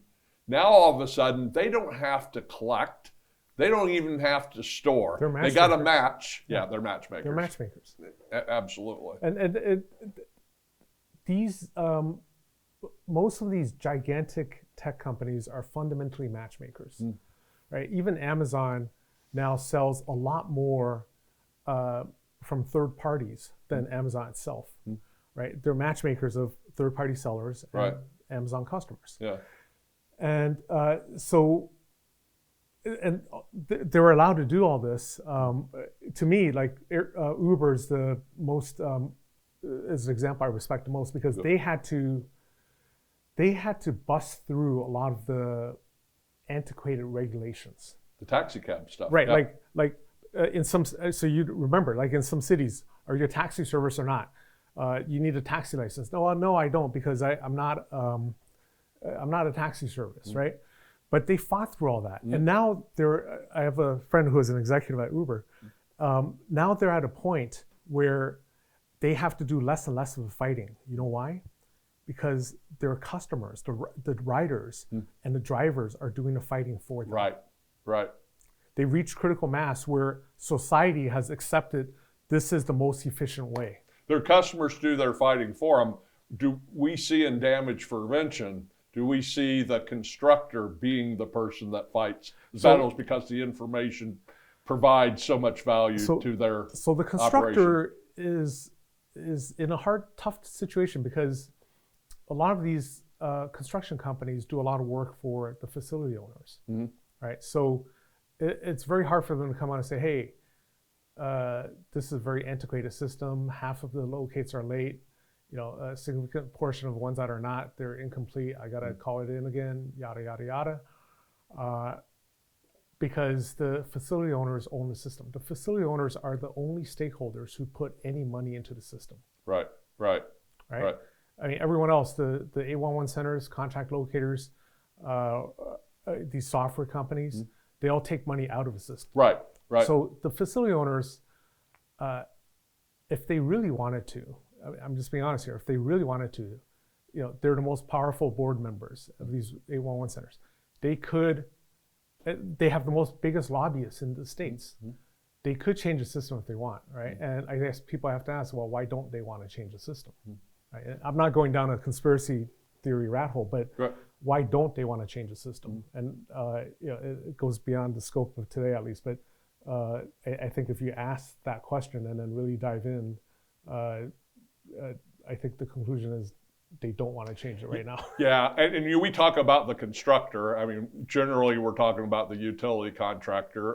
You know, we don't mean to admit that, you know, to ignore the road builder, et cetera, but it's just an easier world maybe to talk about utility locators or utility contractors because we know that somewhere in the 60 to 75% range of all tickets are utility on utility, right? But you know, they get, I mean, we keep ignoring the fact that they get squeezed exactly the same way that we talk about. Look, you know, their job isn't easy either, and they have factors that are outside of their control that are just systemic in that business. That basically, these are obstacles to their production and creativity. I mean, like I said, they get a RFP for a project with the data missing. You know, what's in it for the utility actually go out and provide all this data. Oh, you know, we had a big locate on all this. We have all this data for you. No, they put that on the, you know, you can do whatever you want to get data, you know, but, you know, you're giving us a price and this is the project. So that's kind of where it starts, isn't it? That damage prevention, which we're contending is really, you know, utility coordination or, you know, construction efficiency or what have you, you know, at heart. It all starts when the facility owner says, I'm going to do something. I'm going to build new. I'm going to replace. Yeah, I'm going to do something. And as a natural monopoly, you know, right there. I mean, what are natural monopolies in the utility world? Whether energy, gas, and electric, and water. Those are the things that, you know, you're not going to have two pipes. You're not going to have two sets of poles. You're not going to.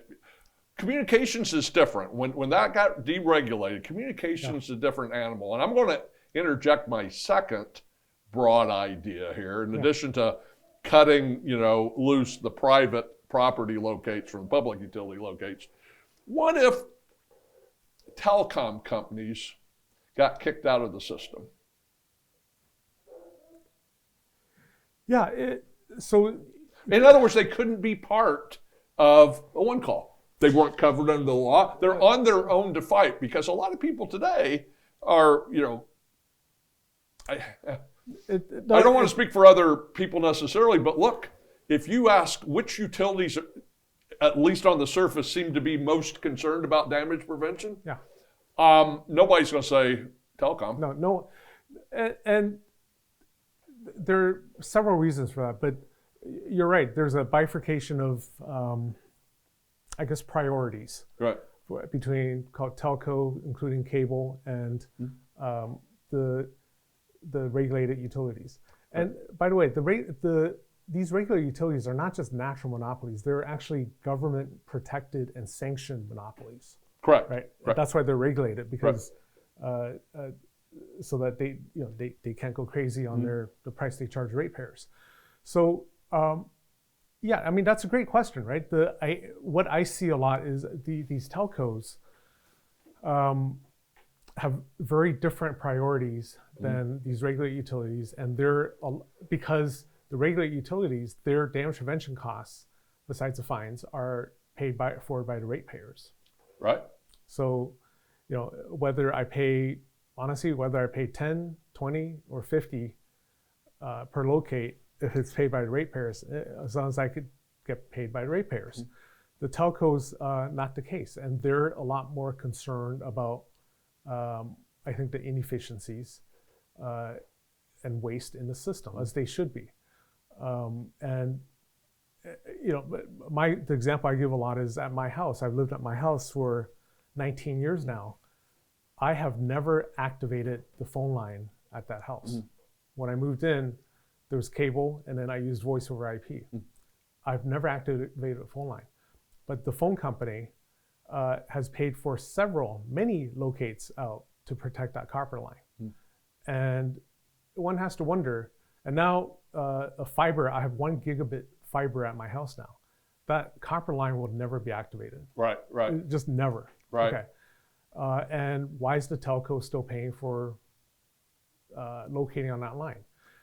And why do the telcos have no metallic content in that line coming to your house, so it can't be located with conventional means? I mean, think about that. What does that say? So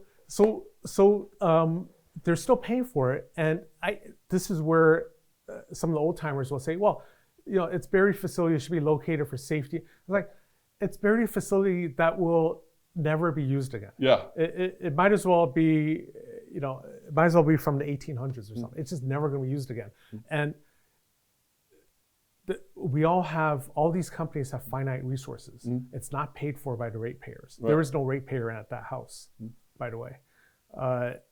And just thinking about outside the box about these scenarios, maybe they should opt out.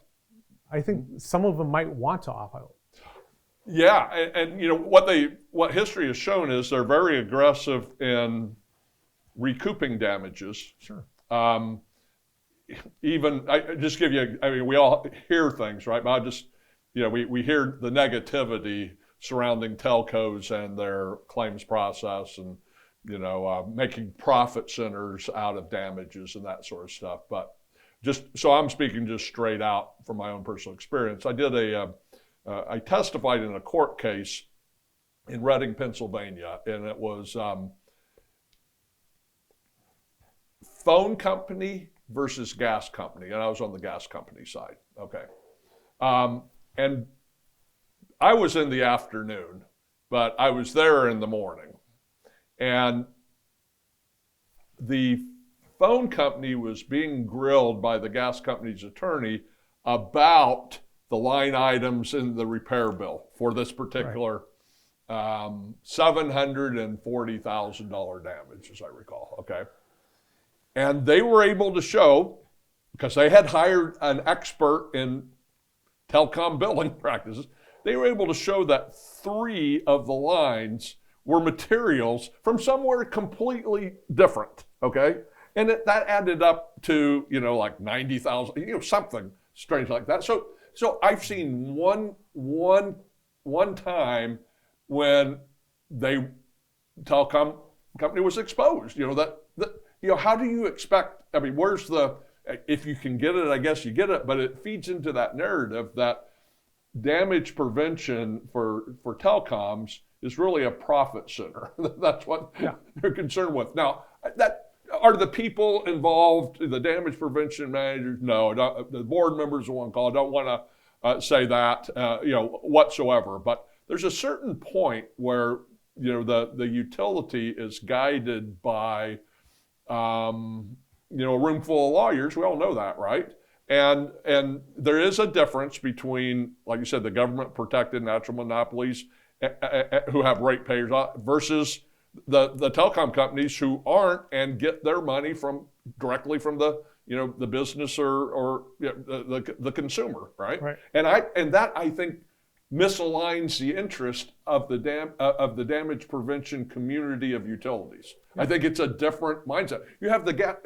So operator qualification people really, it's amazing how people think they know what that is relative to locating, but it really isn't. Okay, but again, another story, another time. But the fact is that operator qualification is a rule for the facility owners and anybody who works for the facility owners. Me or you can go out and locate gas.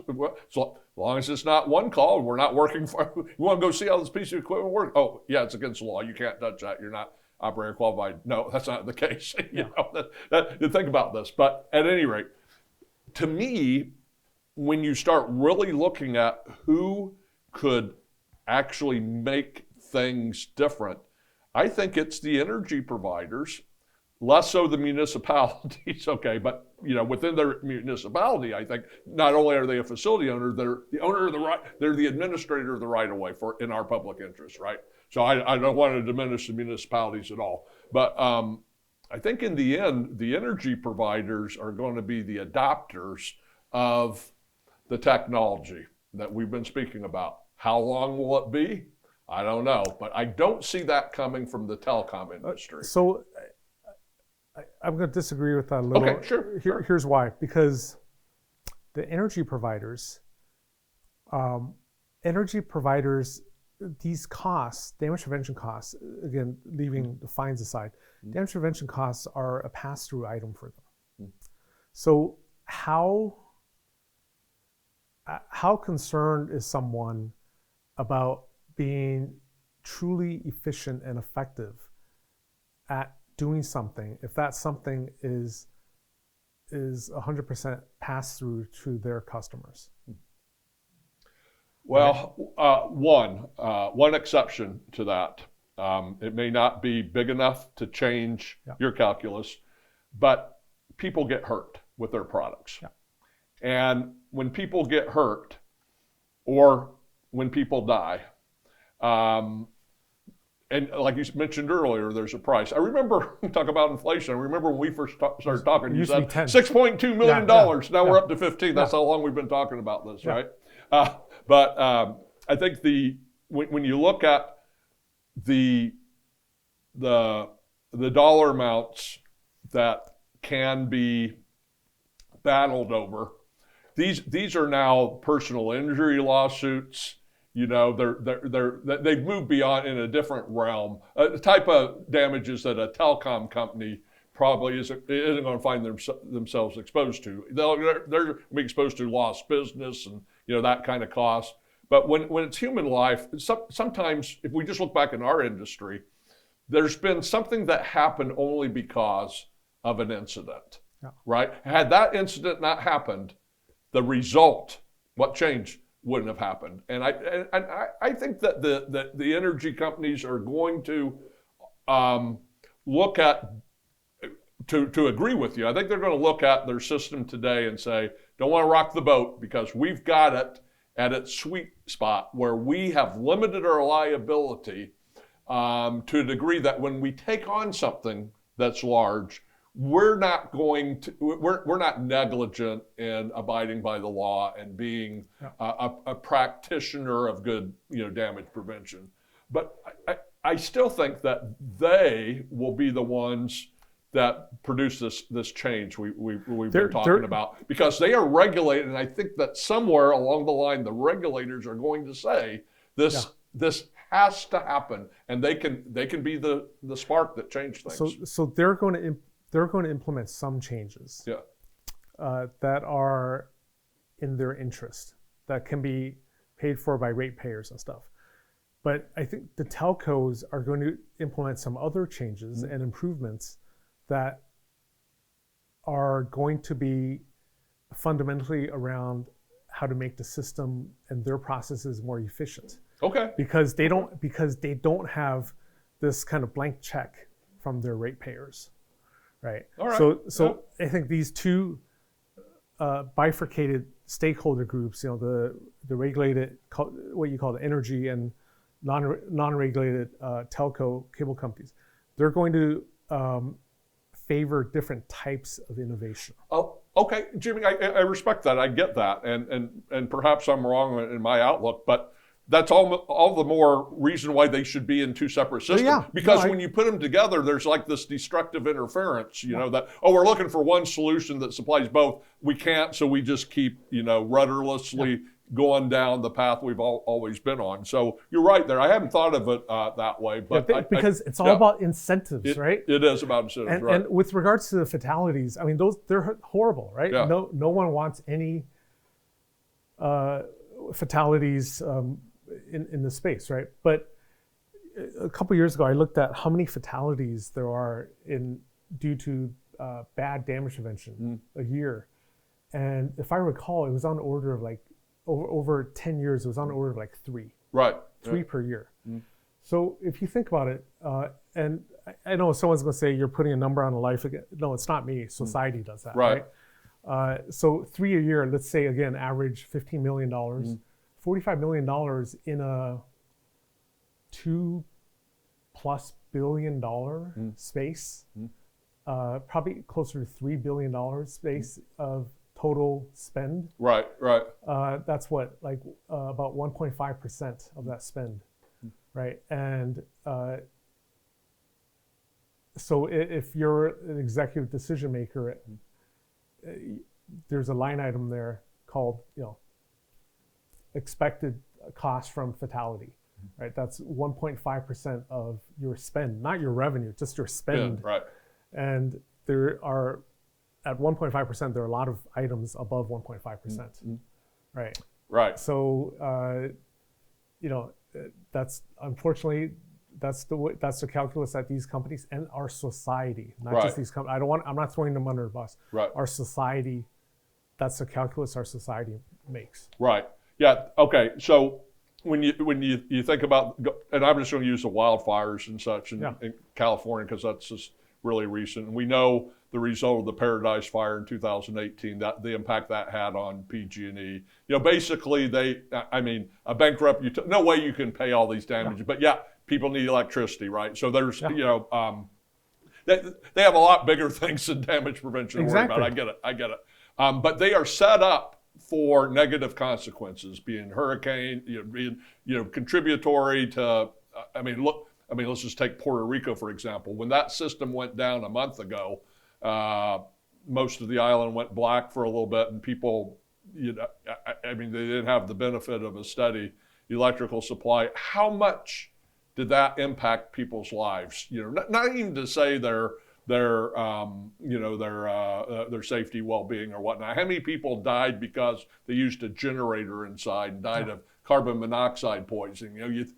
You think about this, and so I look at the electric utility as just naturally through the years being girded up to be able to defend itself in situations well beyond damage prevention. The gas utility, there we look at a series of incidents that are the result of either mechanical failure, corrosion, third-party damage, or what have you, and we say, we're clearly in the damage prevention is clearly in the middle of things that could go wrong with moving hydrocarbons from point A to point B. Right. But you're right, 3 people a year on average in the last 10 years. Right. And construction, I looked up construction industry at large, annual fatalities, like on the job fatalities.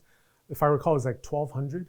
Yeah. So 3 out of, I'm not it's horrible for the 3, right, but 3 out of 1,200. Yeah, and somebody could argue that that's why we don't need any more evidence that our system works, because so few people, but but I think the injuries, I mean, again, we don't have any way of really knowing how people hurt themselves. I mean, a gas pipe doesn't even have to ignite. A leaking gas doesn't even have to ignite for people to get hurt. Hey, I got to get out of this ditch, or I've twisted my ankle, and and now my other ankle is about, or whatever the situation is, it doesn't have to be a death that changes people's lives as a result of a gas damage or any other damage for that matter. And I think you're right. People unnecessarily, but it's in our nature. And this is where human nature gets in the way, right? If we're involved in damage prevention, if we get a paycheck because we're in damage prevention, why are we doing this? It's to protect people. It's to protect property. It is. We are saying that we're like the police and the fire. The police and the fire don't create their problems, though. You know what I mean? They're there to react.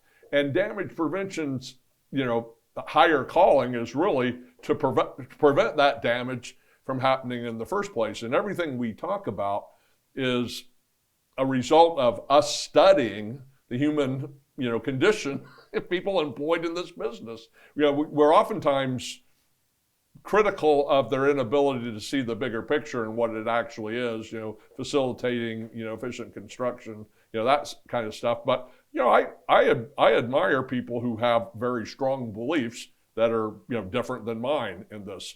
I think though, that it's very hard for somebody to argue that the dollars are going in the right places and that society is being served in the best way possible when it comes down to providing information about where buried pipes and cables are. We're paying a big price for it, and it doesn't have to be that way, but the utility is comfortable with the way that it is, and so what's the incentive to change? The utilities are comfortable, and they're probably rationally so. In that, like I said, every year. Rationally so.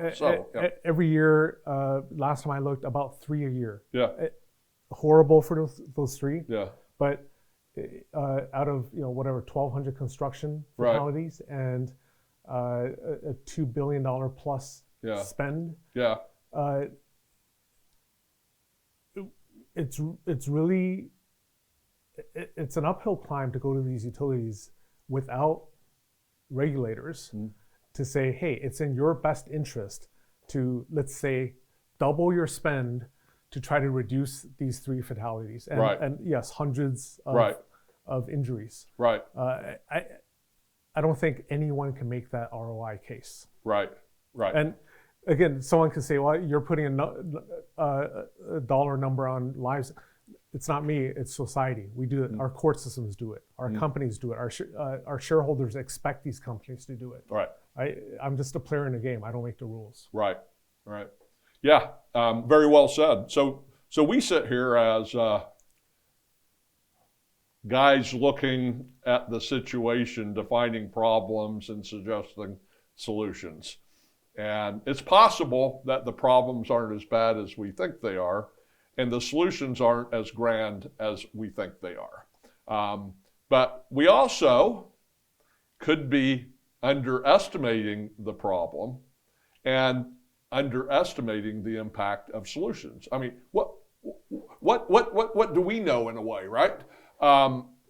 So we constantly compare. You do most of it, and I agree with you because people understand analogies really well. And in my background, training people how to understand how a locating instrument works, not just how to use one, because, let's say you've never used one at all. In under 5 minutes, I can have you locating my underground electric line. I have a NIPSCO underground electric service that goes from my meter to a pole where it goes on as aerial. I can have you locating that, all right?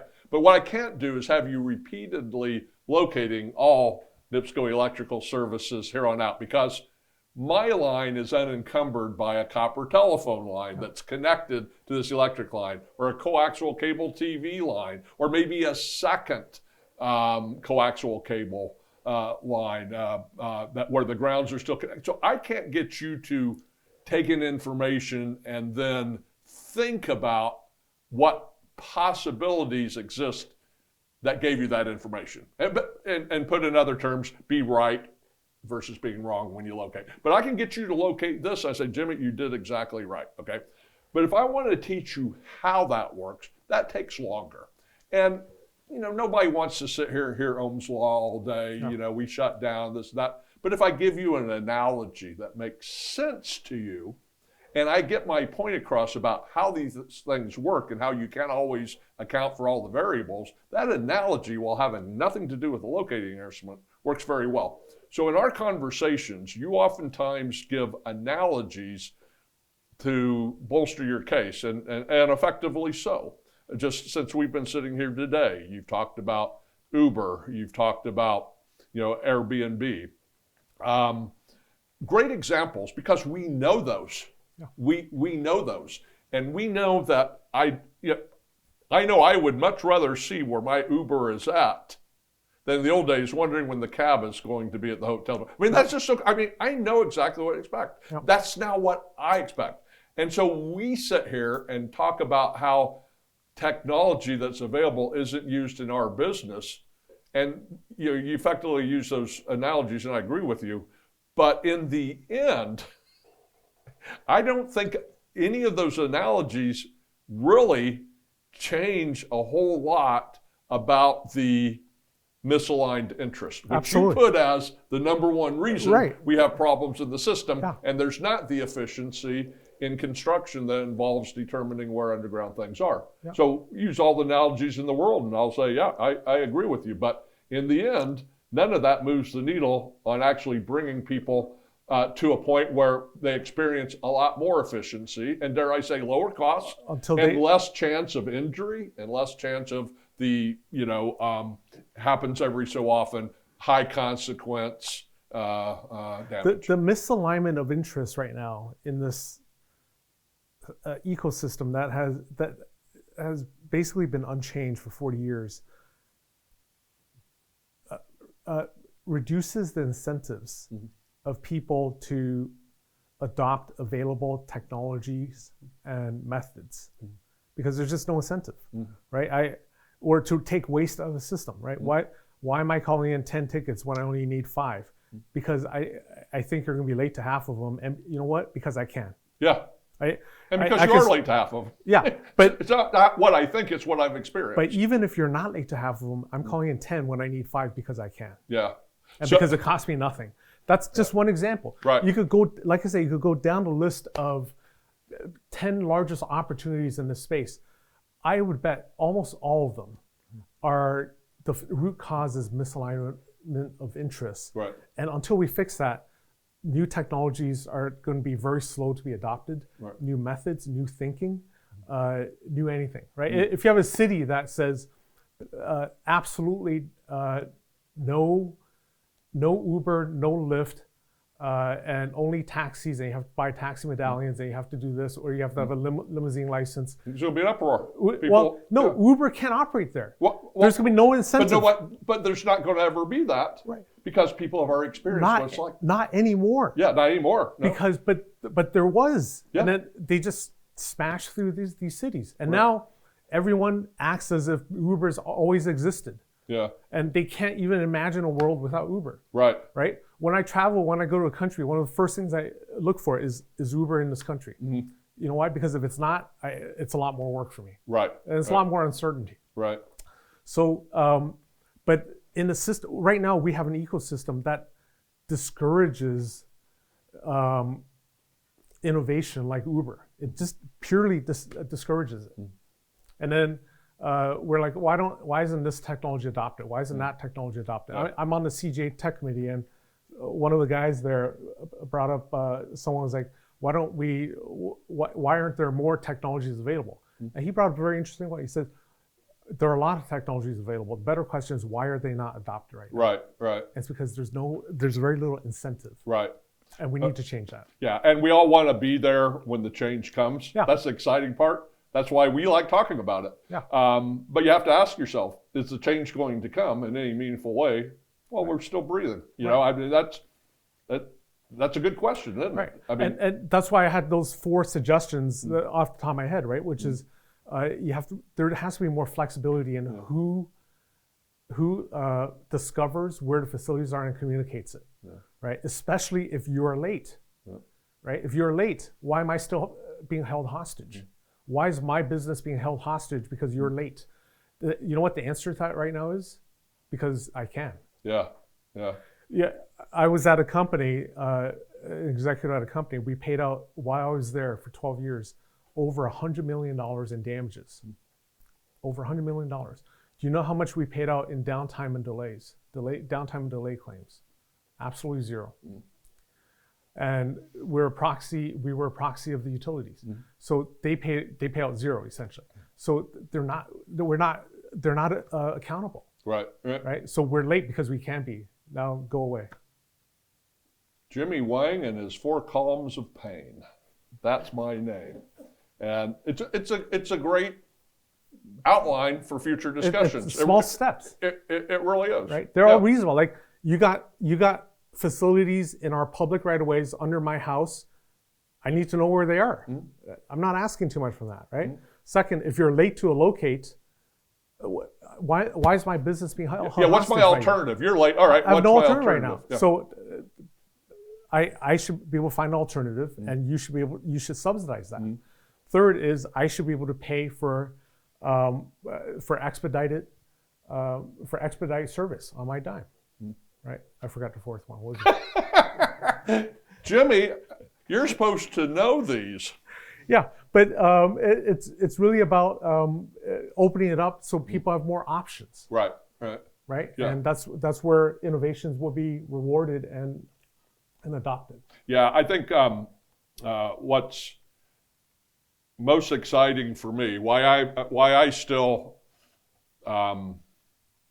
want to be involved in conversation, and I still want to learn about what people are doing and how they're addressing their own issues, whether it be somebody in excavation or somebody who makes a piece of locating equipment, no matter what it is that it just seems so obvious that there's better days ahead, that so much could be gained by changing things in the whole scheme of the world in a very small way. The benefits that all of us would see. Maybe not. Anytime we get a utility bill, we don't sit here and think, "Oh, I'm paying for this. I'm paying for that. I'm paying for that." We just complain about the high utility bill, right?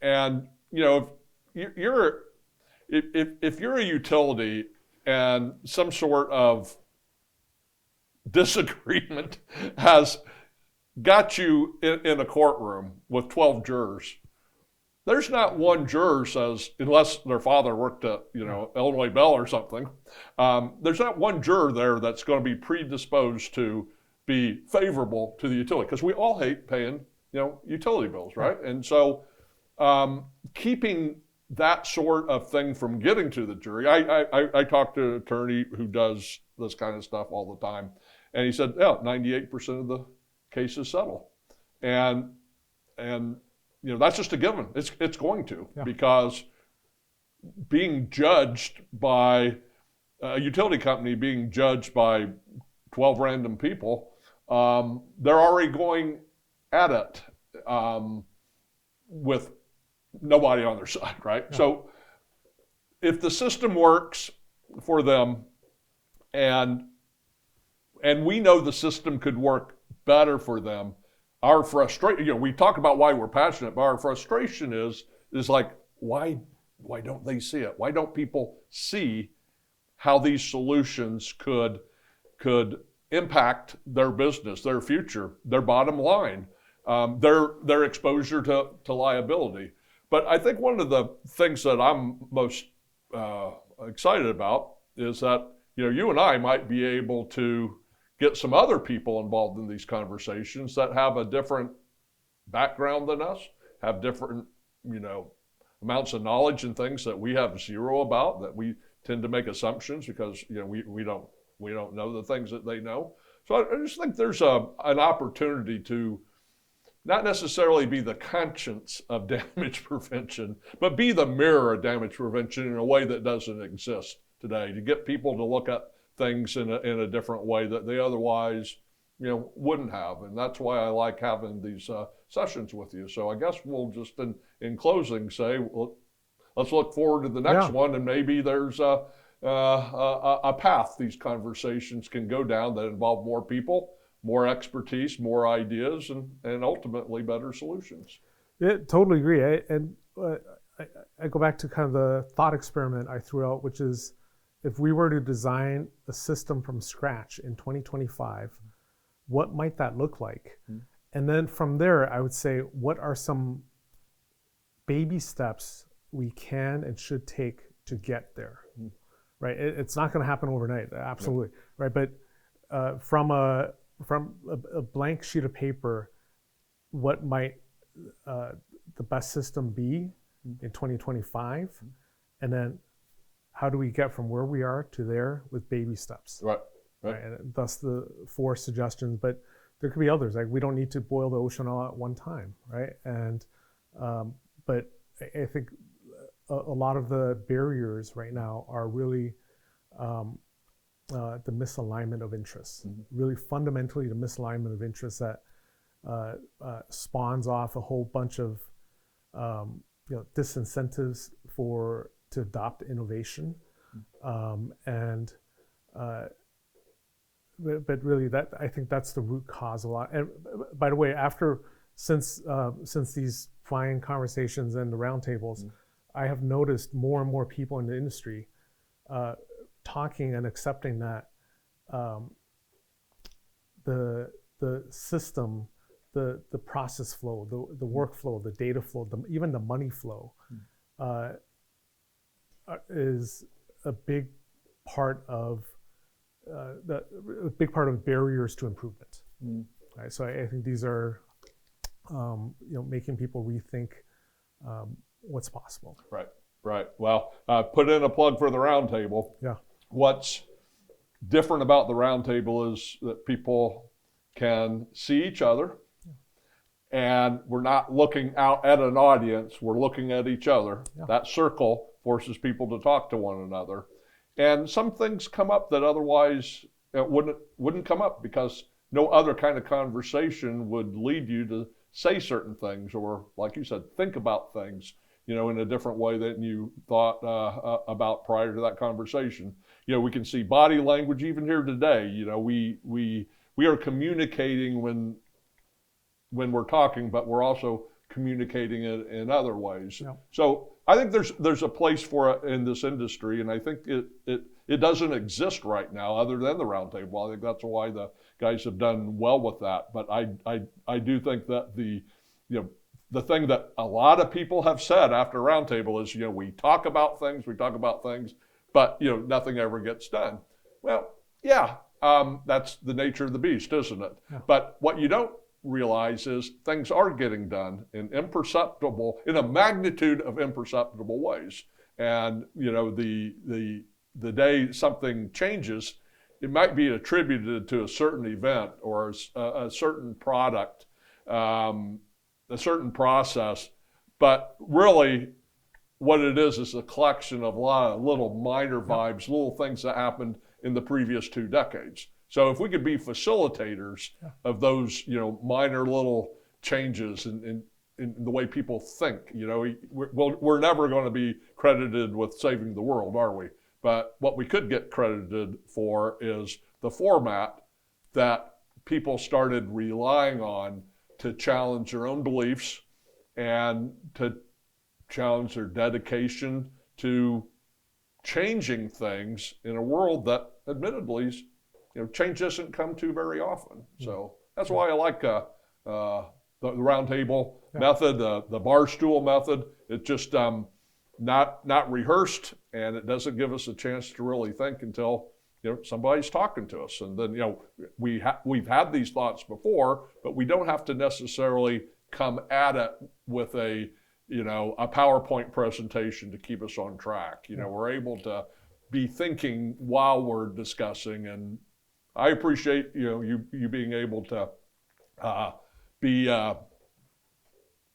okay with how I think when it's different than yours, and certainly I've said that certainly okay with the way you think too, even though I may not totally agree with it. But hey, if we're both agreeing on things here, it wouldn't be any fun, would it? Yeah, look, if we're agreeing all the time, one of us is not needed here. Right? You can just have your bike parallax podcast. But the round table, another sign that I think is working is I've had people come up to me afterwards, like a few days afterwards, and said things like, "Oh, I wish I had not said that."